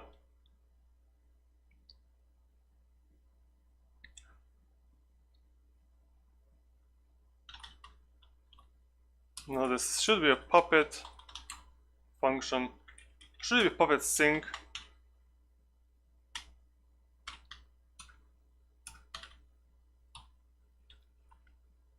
And basically, yeah, this will probably just do exactly what that does. So we'll just, and we can put the create item here, and then we can RPC the create item client and all these things here. And because it's a Puppet sync, it will be run by everyone. So maybe, yeah, maybe I don't even need this private function because there is not much I need to do here. Maybe I could check that the RPC is coming from the server, which I won't do it right now because it's Puppet sync function, so it should be done. And now let's check our, I will put like a, what is it called, breakpoint over there. Maybe I don't need this many items there. Let's just make 4 because I don't want to spend more time on this than actually necessary. So, non-existent function create item, of course. It's going to be create item server.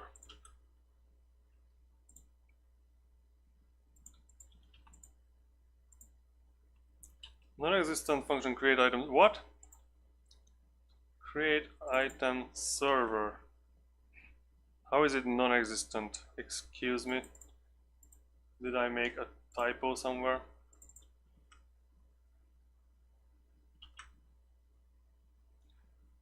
Okay. Create. That's definitely create. It has to be create. Stop here. Create item server. Alright. Godot does not save me from making typos. My head is exactly the same color as the background. Okay, so breakpoint new ID is something something. And if I 1 and 2 and now I want to check the items. So let me open this up here. We are in items and there needs to be items here, which is just behind my face, incidentally. So items, these are our numbers here, and as I am create item node, a child, and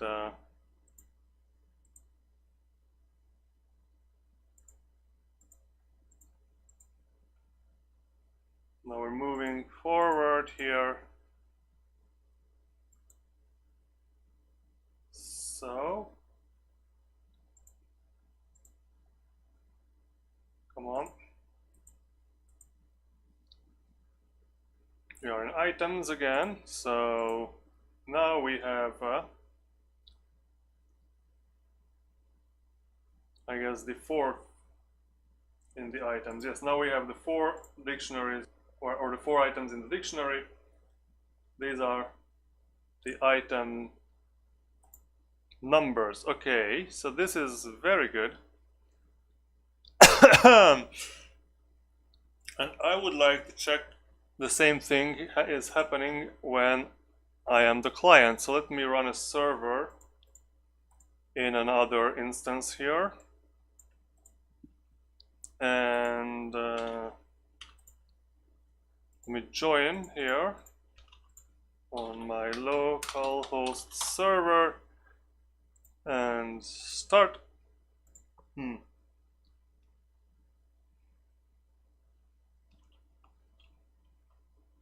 So you can see that the items appeared there, and how do I check the item numbers? Go to remote items,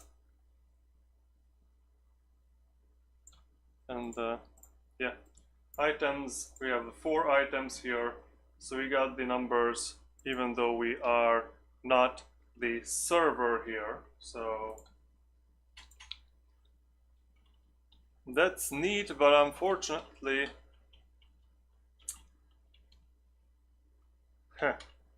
okay, so the items are not exactly well positioned with regards to their XY coordinates, so but that's an issue to deal with sometime in the future. We are working on an alpha version of the game here, so these minor issues are acceptable. Excuse me. So now that the item creation became centralized and done through the server, we can do something what we wanted to do, which is how to pick up items. So in the game, so we in the item resource rather, we have the attempt pickup function, which should call this function in the game, which is There's this item interact. This is just basically getting close to the item. And that these three functions should not be that separated from each other. So the item interact. And the thing is, this item interact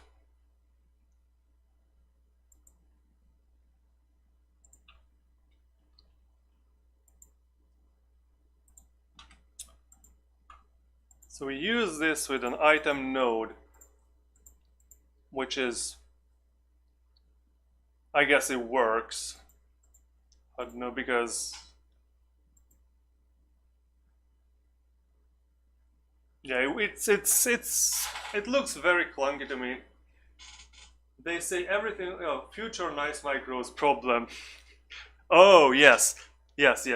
So as we just make things kind of work here, and the future nice micro will have to deal with the repercussions. And one of the things that last week's nice micro left for future nice micro, because I'm not going to deal with this now, is whether it's a good idea to do this item interaction through the item node. It's probably not, but I'm not going to do anything about it.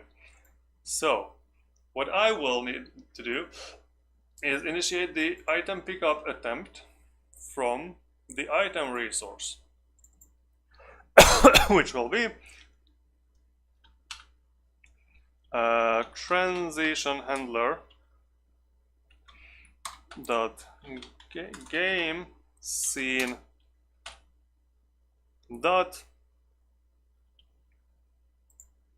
attempt or item pickup attempt, and we'll have to item, what is the item ID? Yes. Will be given to here, and this will call the item pickup from the server, which is a function that does not exist right now. This will be master sync, and I am kind of thinking this also should be master sync, but this is also future nice micros problem. Item ID integer will not return anything, it's going to the void, and we'll also want the player ID, which will be an integer, and RPC sender ID will be got from there. And how do we check? So first of all, I need to get the character node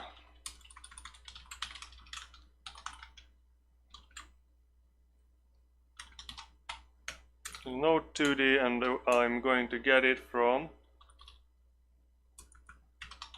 characters get character node player ID. And once we get this character, and we also want to get the, let's call it character node, and item node, it's also, well, I guess the character is not node 2D. What is the character? The character is a kinematic body 2D, and item is also kinematic body 2D. So let's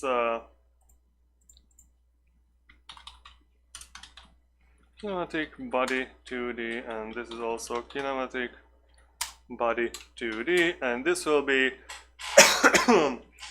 items dot get item node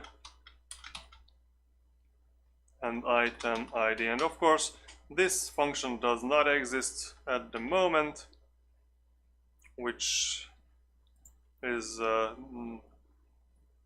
present nice micros problem, I guess.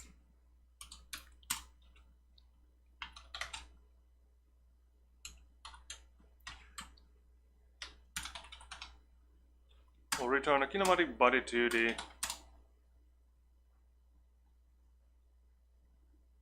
And that will be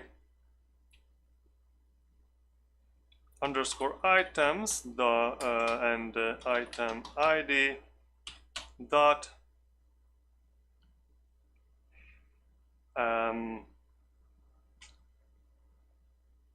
so this is an item node. Oh no, this is an item resource, and from the item resource I can get the item node with the get item node function. Let me just return that.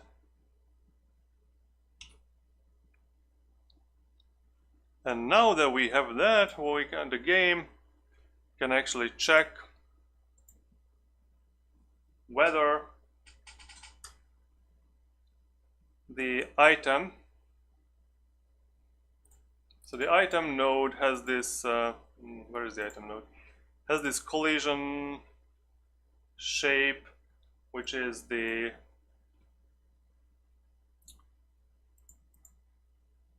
so the item is on this collision layer for item pickup, and then the character also has this item pickup that it's masking. So how on earth do I check whether these two are on each other? So for that, I guess I will have to figure out area 2D and kinematic body 2D. So how do I check whether a kinematic body is in area 2D? Let's figure out by reading some documentation on the internet, because that's what this channel is about, going on the internet and reading parts of documentation. So, do we have a method that will get overlapping areas, get overlapping bodies? Okay, how do these work? Returns a list of intersecting area 2Ds. The overlapping areas, collision object, collision layer must be part of this area. Okay. Get overlapping bodies.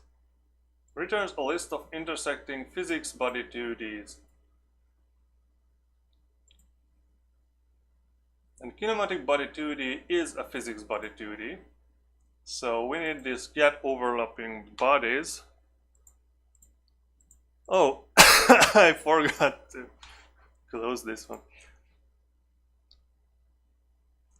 Sounds like old programming to me, reading documentation. Yeah, I guess that's an important skill in every field, to be able to read. Wonder why they teach reading at the first year of school. Well, it's important whatever you do, I guess.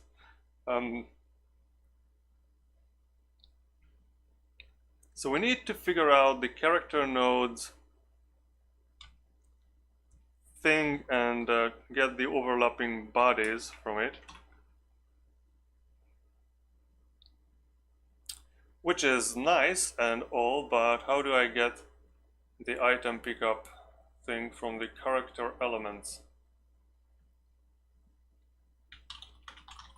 Character node dot. Maybe the character node. This is the character nodes function.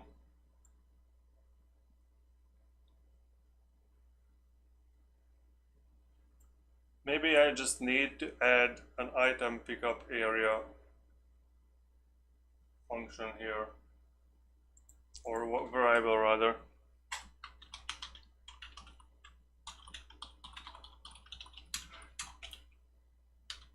Character elements item pick up.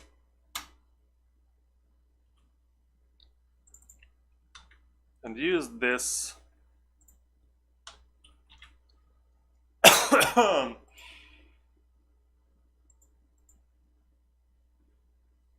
I don't know what the hell this will be telling me, but what does it return? I don't know. Returns a list of intersect. So is a list an array? Well, we'll soon see. Performance reasons list is modified once during the physics steps, not immediately after objects are moved. Consider using signals instead. Yeah. Whatever. And then also print debug item node. Just to make sure whether we are on the same page here or not. So create a start.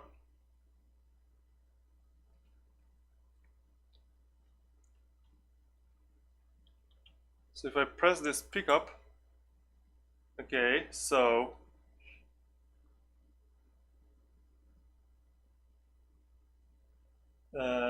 game.gd item pickup server. Yeah, this is there are two kinematic bodies in there. Yeah, because we have two items and this 3389 is on the list. So this looks like an array. So if item node in this thing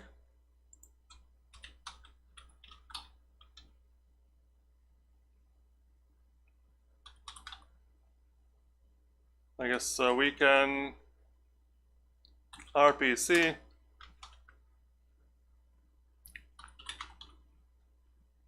item pickup client, and we need oh, this drives me crazy that I have to name these functions by their names in a string, but whatever. Okay, how long is this stream going on? Wow, more than 2 hours without a break. Anyways, I want to get this done with. So we need character or player ID, I guess. No, it could be character, yeah, player ID here because that's the name of the variable. And item ID. And item pickup client will be Puppet Sync.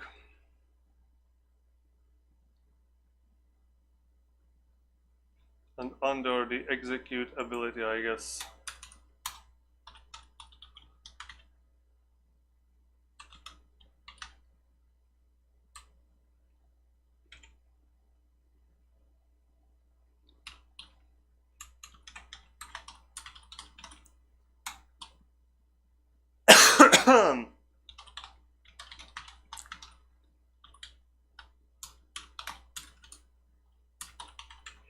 And character ID, and this is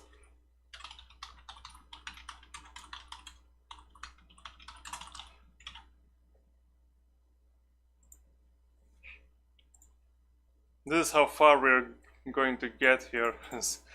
We'll be able to print two numbers on the screen if this works.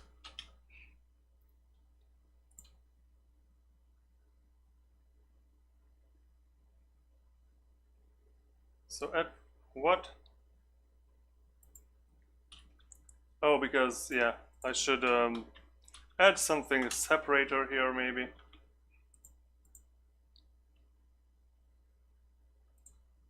And I don't know what the hell this null is over there. I will have to remove that debug message sometime in the future. Excuse me. So now if I'm here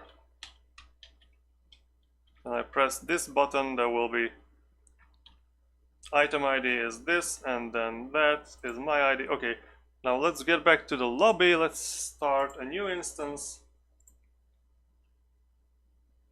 No. Join game. Let's start this game. And the items have not been... Okay, so when I go back to the lobby, items are not removed. Damn. Anyways, when we go back to the lobby has to do some purging over there. So, why the hell do I have 1, 2, 3, 4, 5, 6 buttons over here when there are only 4 items.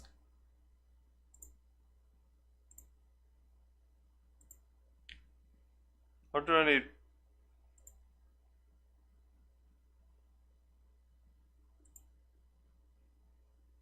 No, there are actually 6 items, but only 4 of them are visible here. I don't know.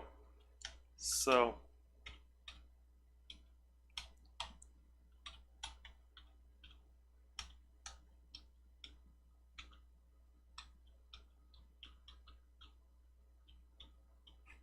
anyways, what I want to do is just go here. Oh my, let's go here, pick the first one. That's 1645 something. Let's move a little further. Let's get this other guy over there.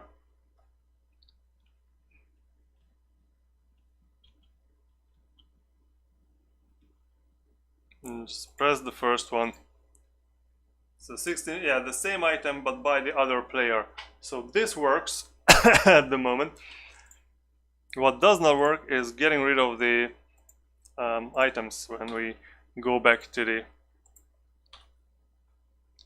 original map or back to the lobby, which is when we need to do that when we change the map. So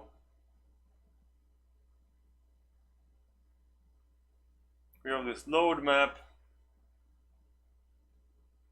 and what we should do is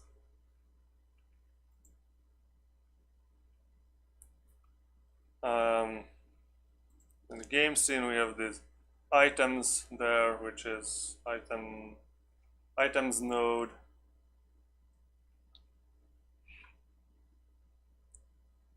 We have this remove abilities from characters, and then remove items from the map.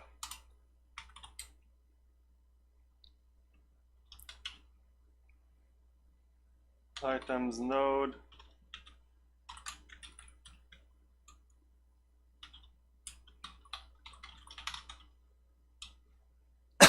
Get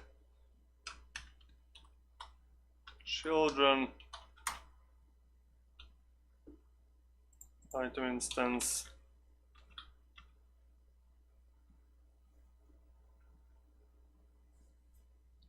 And we should also, oh, that's the problem, because we whenever I reload the map, the items stay there, and then the new items got created. So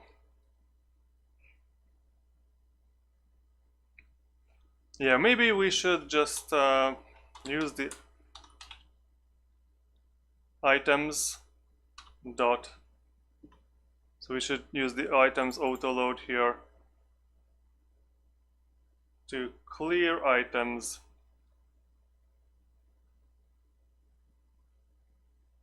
Okay.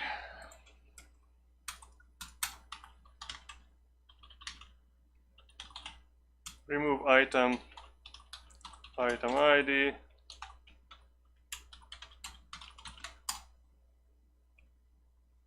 And that should be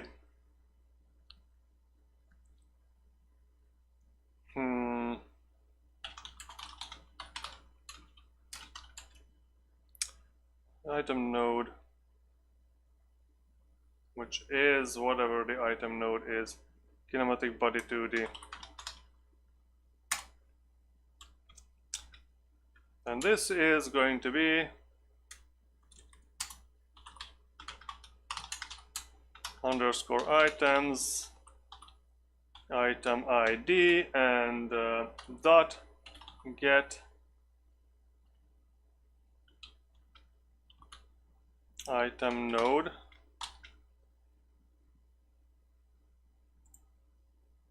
Yeah, get item node, and then item node dot queue free. And after queuing free,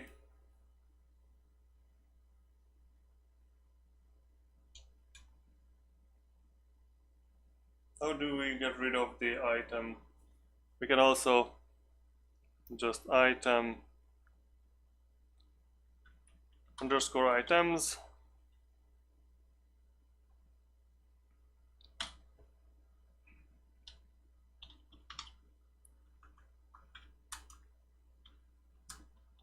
erase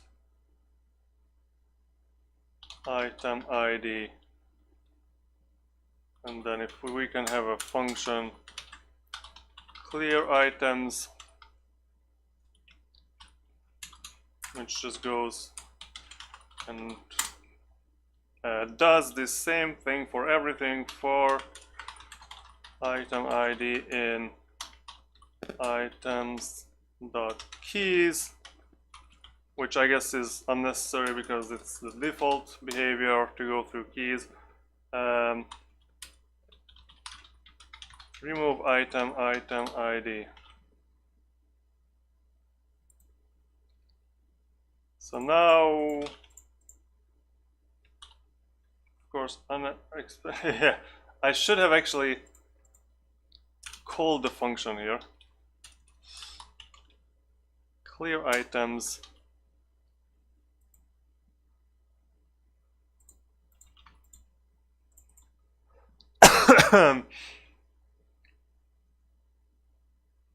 Was nice. Oh, why? Why only 3? What happened to that item over there? What? Why do I have 2 left?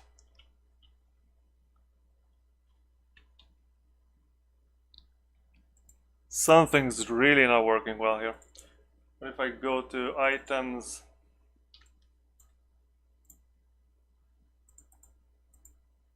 here, and items, there are 2 items in this items dictionary. Item template, that's fine. Clear items. Oh, because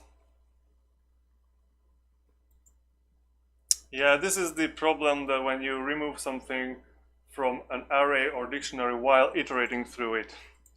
So I guess I do have to do the keys here. Unless, of course, okay, let's item IDs equals item.keys. This is going to be an array. Item IDs, yeah. That's the classical problem.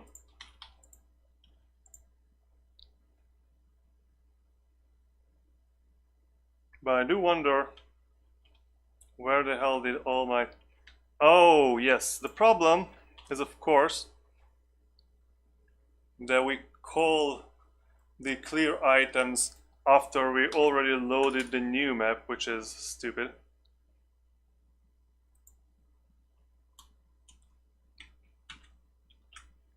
But at least we know it's cleared out all the items.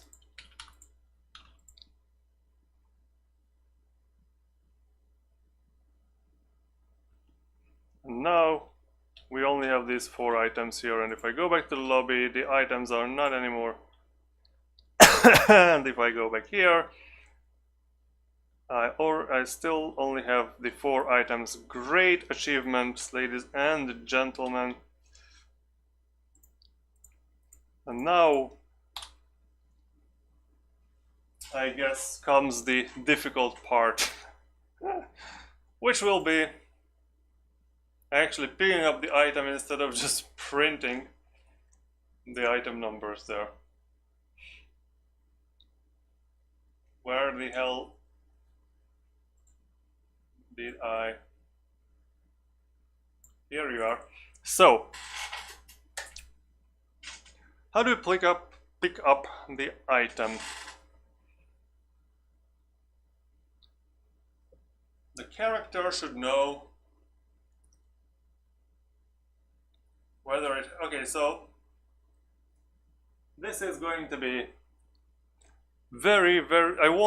I'm not checking whether the character already has an item or not. I'm not checking any of that. I just want to put this in the character's hand. So I just check that nothing's running over. So character is over here. We have an item pickup range and we have a skeleton. and we want to put the item, maybe we could just put it on our character's head, of course. I guess the problem is here that our character skeleton is not well positioned. That's why we have some issues with the going through the items over there, but that's not, I'm not going to handle that now. What I want to figure out is where to put the items. So we should put the item in the right arm, which is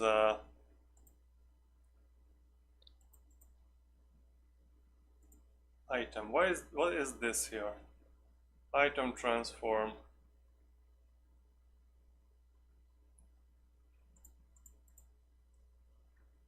What is this? I don't know. I don't even remember that I put this over there. I don't think I did.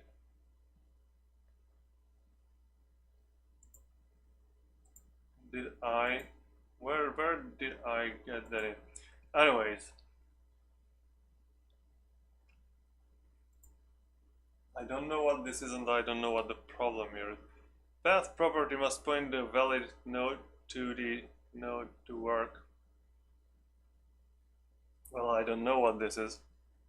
I don't remember putting it in here. But anyways.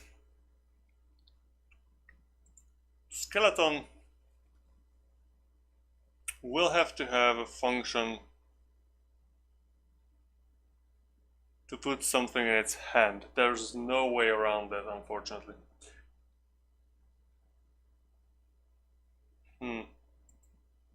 Or, of course, maybe there is a way around that.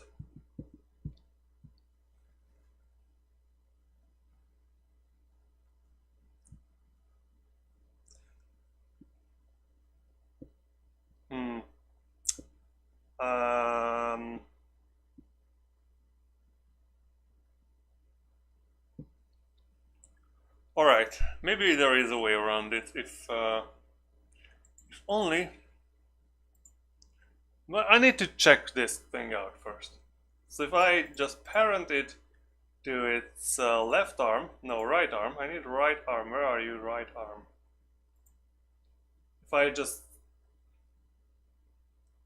Yeah, the problem is we don't really have like a real item node, because this item node is just an empty node. But we can still test this, I guess, if I put it on the skeleton first, here on the right arm.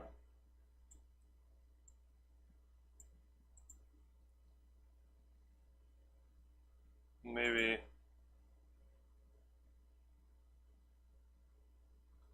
how do I make it editable? Yeah, let me just put this powder bottle here. So even if I put it under the right arm,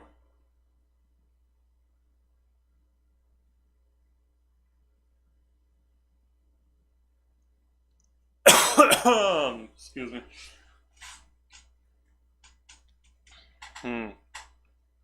So probably what I need to check out first of all, skeleton. What the hell?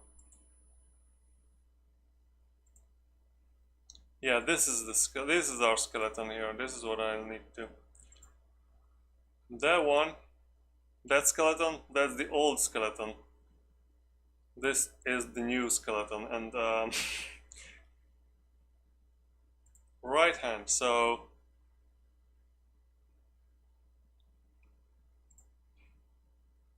do I have to put this item here? Not really. Okay, Control Z, let's go back. Put it over there. So, but the thing is, when I look at this hand, and I don't know, how do I move this hand?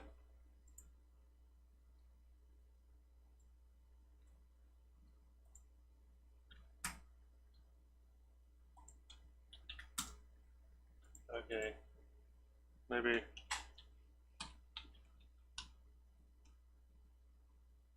Now this is the rest position. So that's not what I want to manipulate. What I want to manipulate here is transform.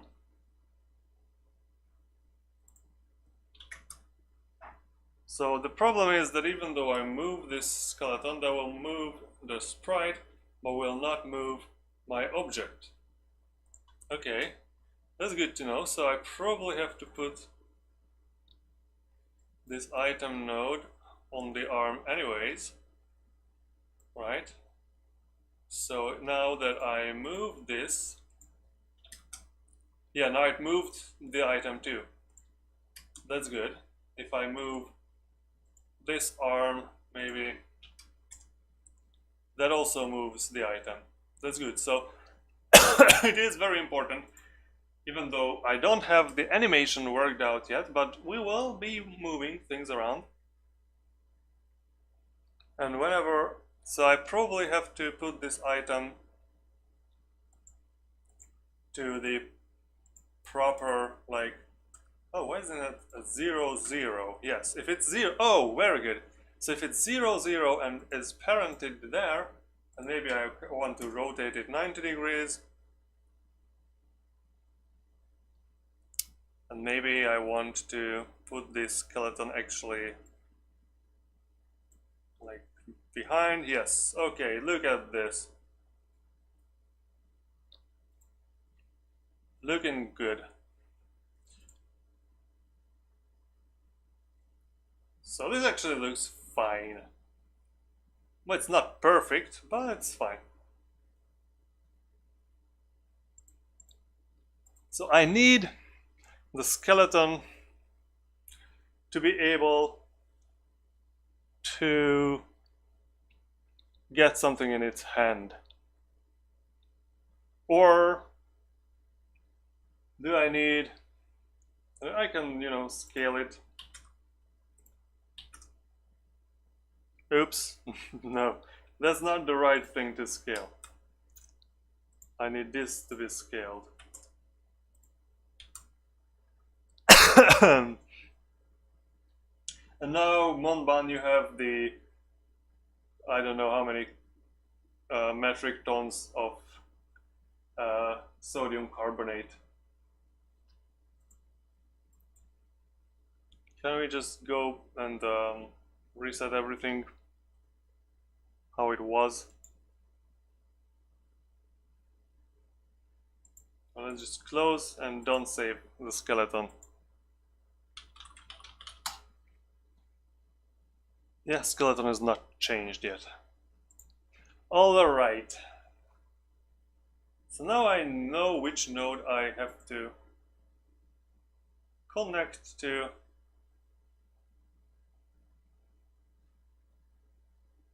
Maybe the skeleton should just be able to handle the following things. Receive. And this is, yeah, the skeleton appears in a lot of different places, but we might, in any case, it has a hand, so it should be able to get something in their hand. That is what I've been waiting for. Yes, we can finally figure out. So function get put item in hand and just simply receive a new item, which will be a node 2D, and maybe, and everything else we can actually handle anywhere else. The only thing we need is maybe we also want an ID for it. I think it was actually potassium chloride. My chemist buddy was saying that he buys enormous quantities but sodium carbonate works too. Well, I guess it depends on what you're using it for. Like KCl, yeah, that's potassium chloride. That's also doesn't sound like something very expensive. That should be quite cheap and used in large amounts. So, put item in hand. Because we want to control what do we have in our hands, so I guess we can have a var items in hand, which is a dictionary that starts as empty. I have no idea what he's using KCl in enormous quantities for. Well, he might be using it in small quantities, but it's still worth buying it in big quantities. That is one truth of chemistry. So, if item ID in items in hand, then we don't do anything. Otherwise, what we do is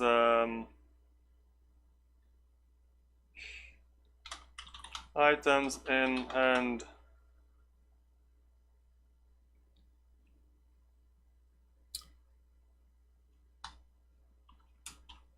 item ID becomes new item, and we also need to parent this to a skeleton hand.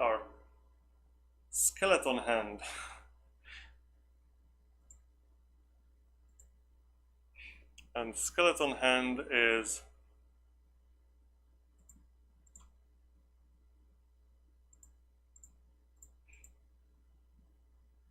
I will have to move it above the right arm, as I said. This is the only modification that I should actually save here.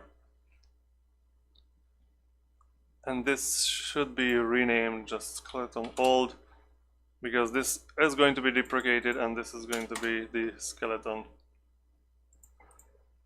that we're actually using. So I hope this renaming did not break anything. Let's just check really quickly by moving this hand. Yeah, it did not break anything. Very good. What we need to do is get this right hand as a variable in the script here. So there will be already var hand node. Is it node 2D? I'm not sure. But we know that this is part of skeleton /hip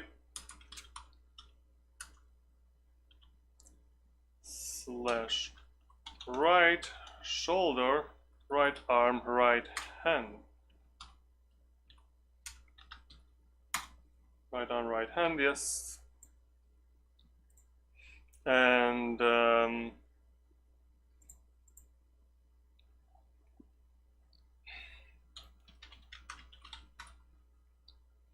hand node dot add underscore child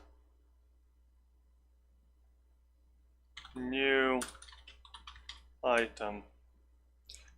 And we will not implement putting down things today, because that's already too much. So here we have our skeleton elements skeleton, so we can always just use pickup. So how does pickup work? So in pickup, in the game, we will actually, let's do the pickup through the, should I do it through the character resource or the item resource? I guess I should do it through the character resource. So the character resource will have to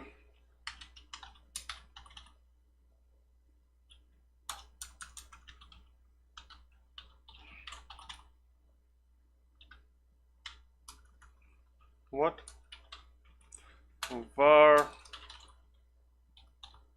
character resource equals characters.get character resource character ID and then item resource equals items.get item, and I need a new get item resource in the items autoload.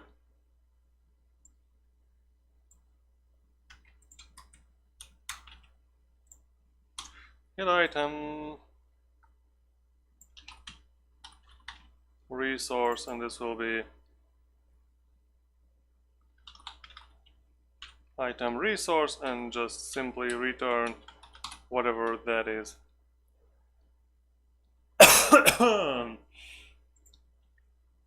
Get item resource item ID,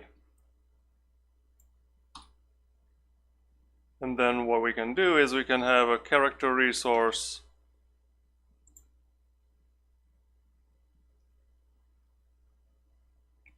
why don't we have a character resource?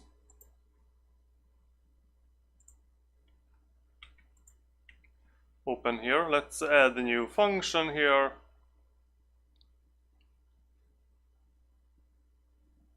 Pickup item. There will be pickup item somewhere. Maybe here. A new function pick up item.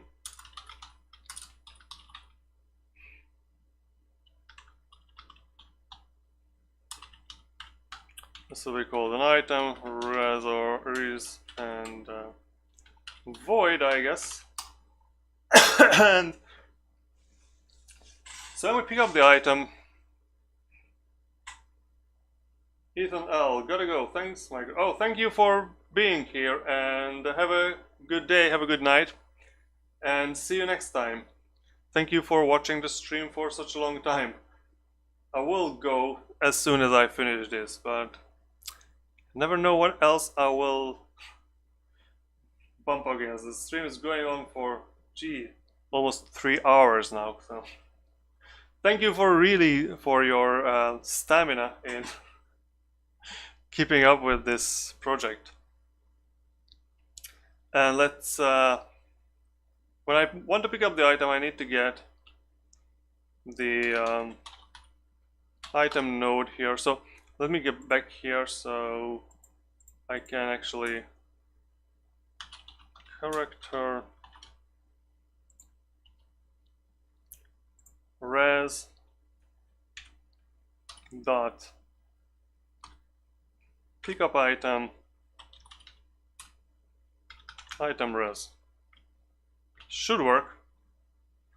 And so we get the item node, which is a kinematic body 2D,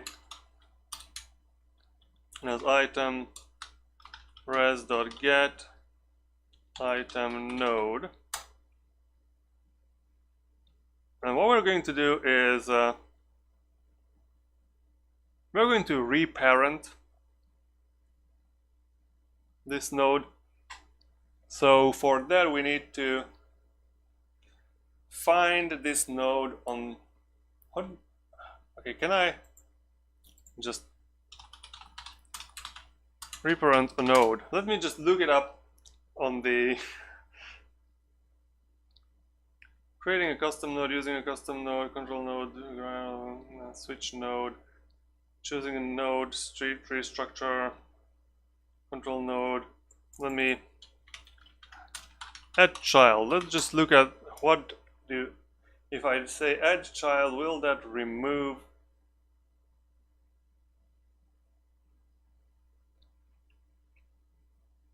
okay, so that should maybe just node, I guess. Node. Node is good at building blocks. Okay, I don't know. Add child. I need add child.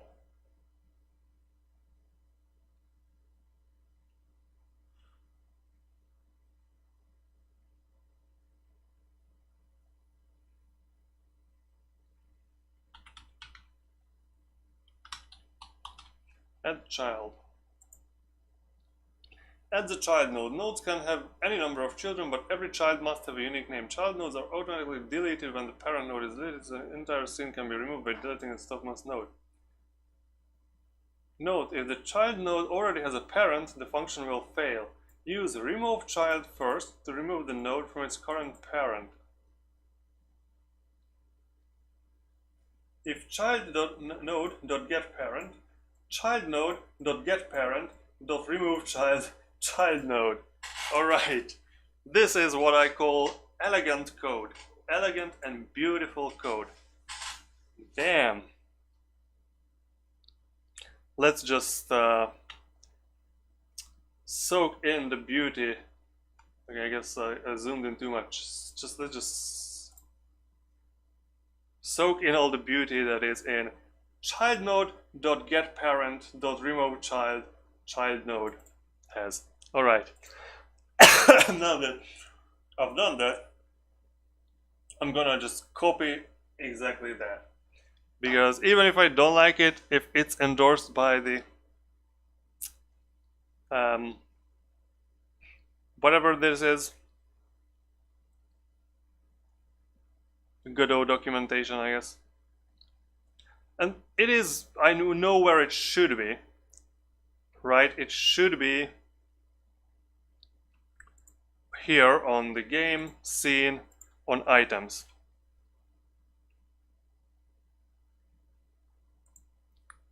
So I could just do that. I just you know,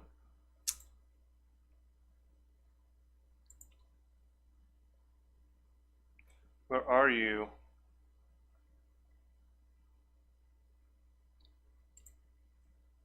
Character resource. So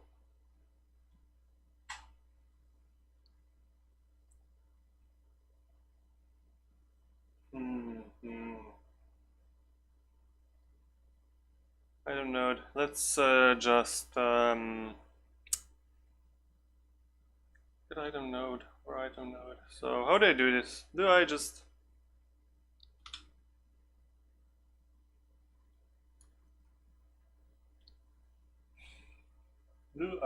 get the parent of it? Maybe. But then what if someone else already picked it up? Well, these kind of things, as Monban said, should be in future Nicro's problem.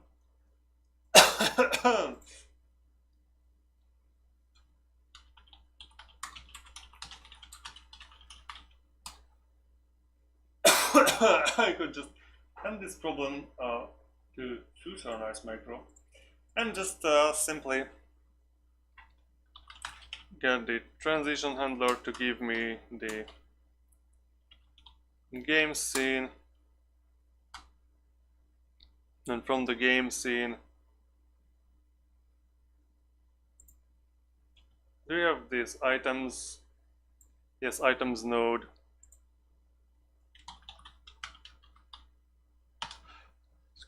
It's lowercase I, right? Items node, yes.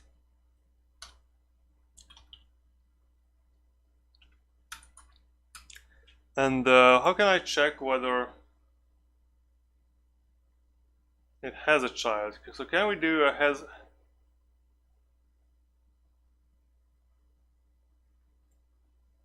remove child node? That okay, but I also want to check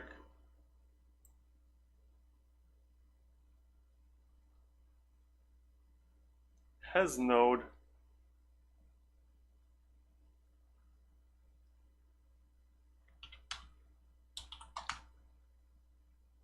I want to say all child related thing. Move child, remove child, get children, get child count, get child, find node, add child below. So has node, node path. So I cannot check by adding it just a node. Has node. Returns true if the node has the node path points to x. What? Has the node that node path points to exists. Bool is a parent of. Returns true if the given node is direct or indirect child of the current. Okay, so I want is parent of.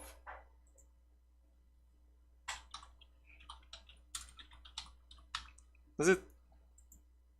No, is a parent of. So let me just copy this. Is a parent of item node.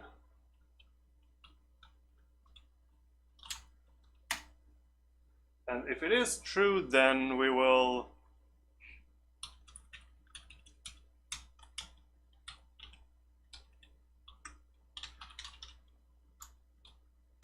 remove child item node.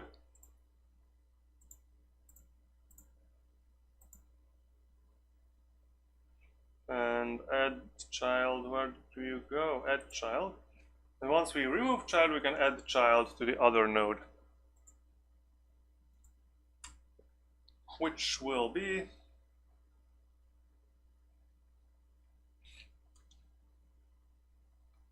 the other child, which will be, what will be the other child? I know. Underscore character node dot. So in the character node we have skeleton, if I remember correctly, skeleton. And in the skeleton,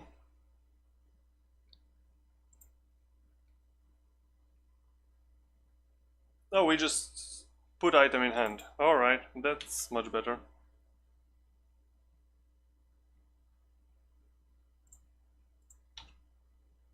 Put item in hand, item node, and item res dot item ID. Okay, let's see. Something's broken already. Parser, the class character resource was found in global scope, but its script could not be loaded.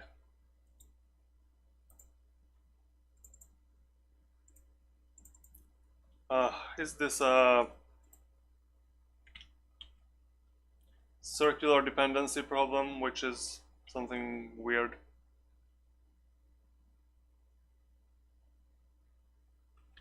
Parser, character resource was found, so the item resource suddenly cannot handle the character resource because the character resource also handles item resource somewhere.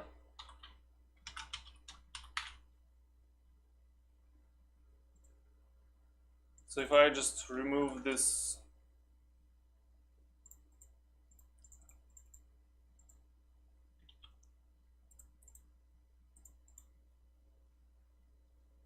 will item resource, where did you go?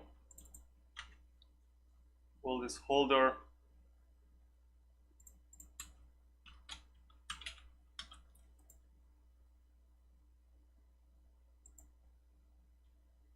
suddenly work? Yes. Huh. Interesting. Or rather, infuriating, I guess. Okay, something broke. Invalid get index get item node on base resource item resource. Did you mean get item node or funcref get item node? Yes, right. This should be a function. Cool.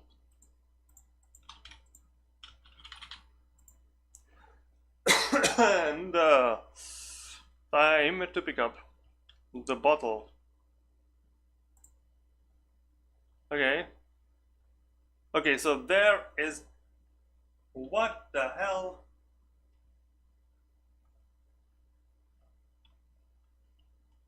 All right, so problem number, I don't know how much. Okay, so this almost works, except that it does not work. So skeleton, first of all,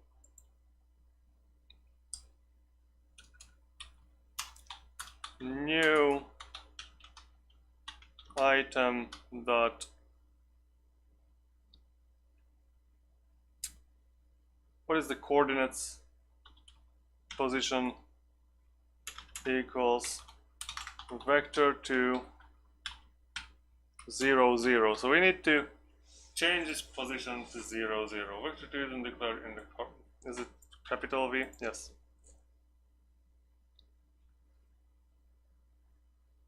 That's fine. And I guess the item resource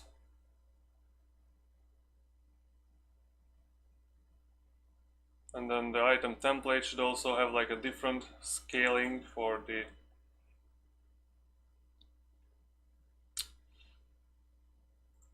when it's whole, when it's held in hand.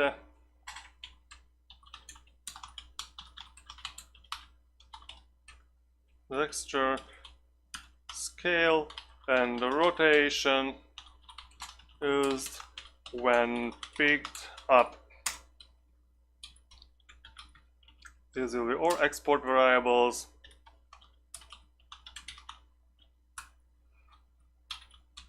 And what is it? Pick up texture scale, pick up rotation,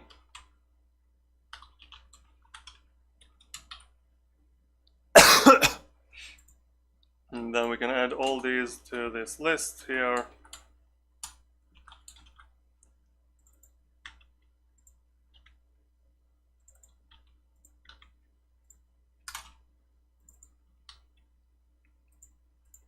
And all these can be copied from the template to the resource itself.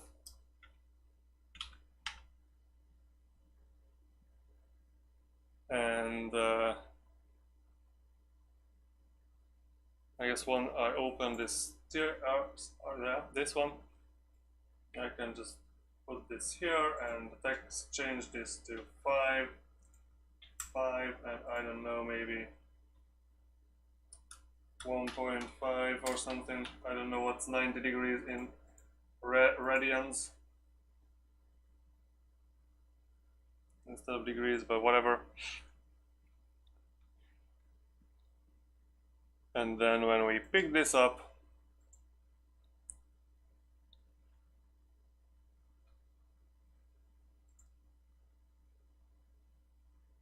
we should also call the item res pickup item. What is the pickup item here? We have a pickup item function that already does something, does it?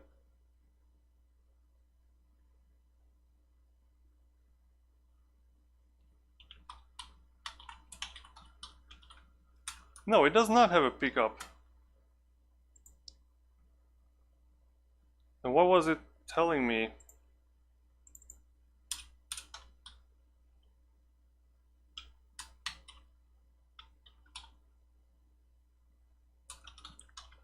Picked up, and let's make a picked up function there. Item resource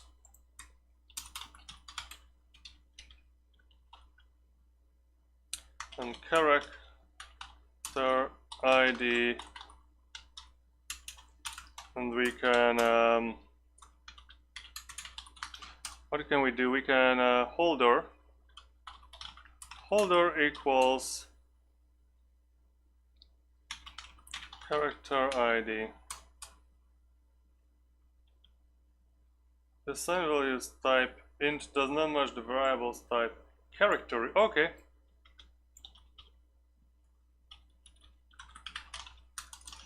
If it's a character resource, then it's a character resource. Then I'm not going to argue with that. And that will be self, because this is the character resource that picked it up. And now that we picked up the item resource can actually change the item node dot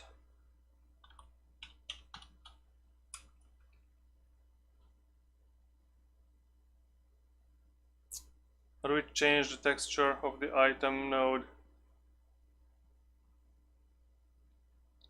Why do we do that? Do we do it items and we create a new item?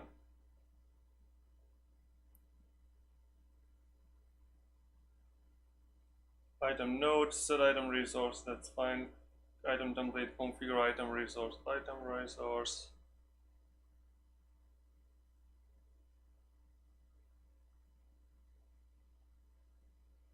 Create item resource.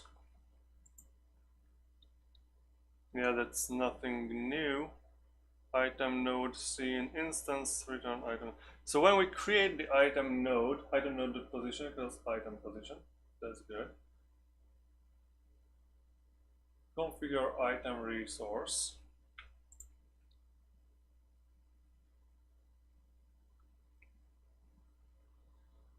When do we set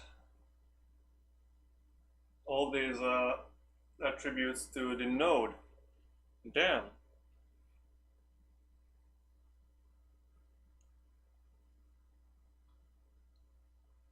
Item node.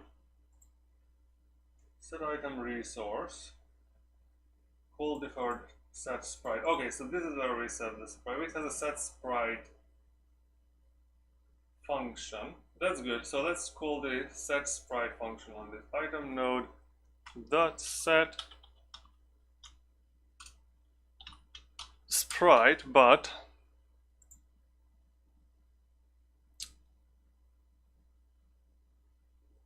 okay, so then let's make a new function which will set picked up sprite, and there will be item resource get picked up texture. Well, this is getting overly complicated. I think it's much better if I just have a set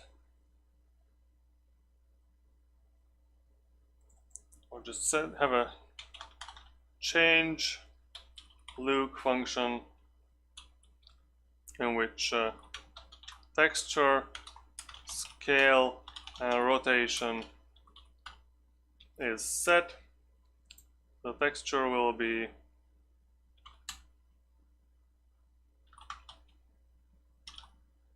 texture maybe, and so a vector 2D, and the rotation will be a floating point number. So texture, it's scale, make it new scale and new texture just for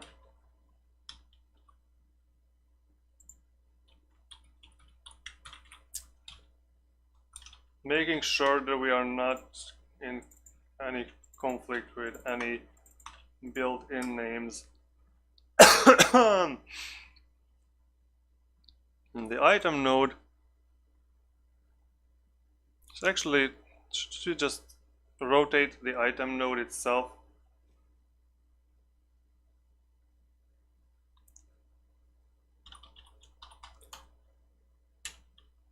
Maybe it should be rotation degrees actually, because why not? In that case, we can go back to our powder bottle and just set it to 90. The identifier rotation, new rotation is not the what? Okay, so now we have a change loop. We can call on the item node with the following three options: pick up texture scale. What is this? Texture. Okay, so pick up texture scale and pick up rotation.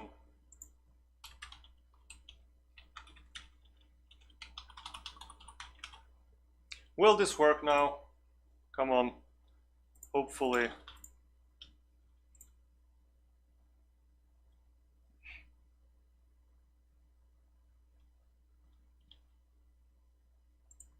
Oh yes. Yes, look at this. Look at this, Monban. I hope you're satisfied. Oh, look at me rolling. Now the only problem is probably whenever I go back to the lobby, I will still... Oh no, and I don't have the item anymore. Oh, very good. I find that quite satisfying. Me too. So let's open one more instance. It's just that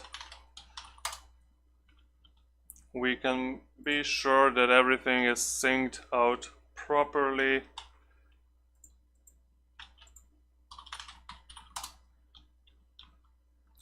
And all these fine, gentle people. Okay, if I pick this up. Yes. And I pick this up. Oh yes. Alright, everyone can carry their own little powder keg. Great, and we cannot put them down, and there is nothing stopping us to pick up more, but because everything is the same.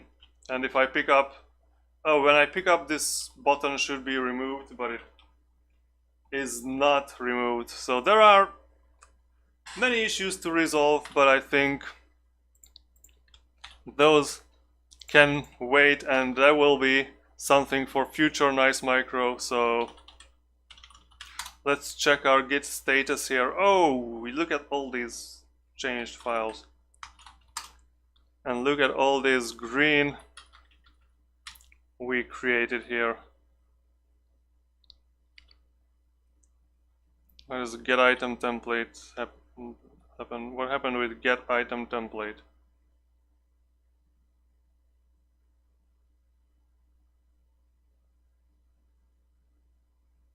Okay, so these are unimportant. Oh. No, because we renamed the skeleton parts. Gee.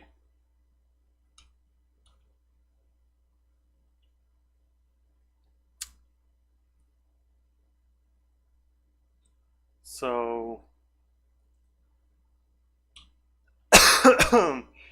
there was something here I don't really understand what happened to it. What happened to get item template resource? Or get item template.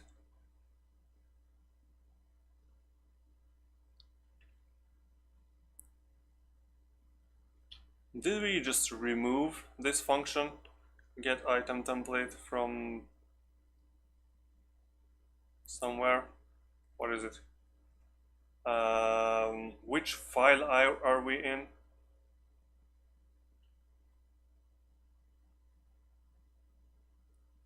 Items.gd.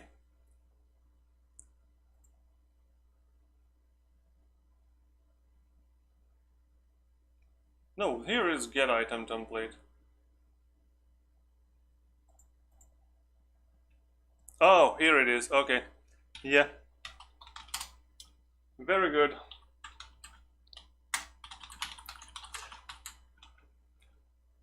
Items can be picked up.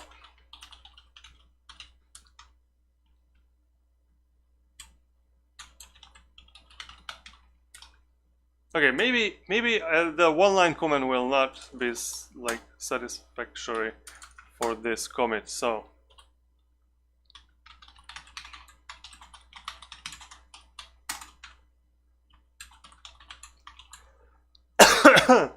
items are created on the server and synced. Item pick up goes through the server and synced. Item pick up button doesn't disappear after pick up. Limited pick or you can pick up multiple items. All right.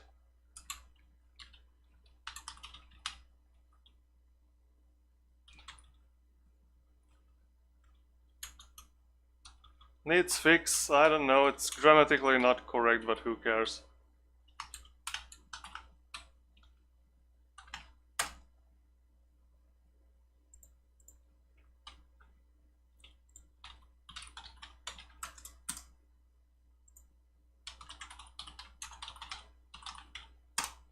All right. So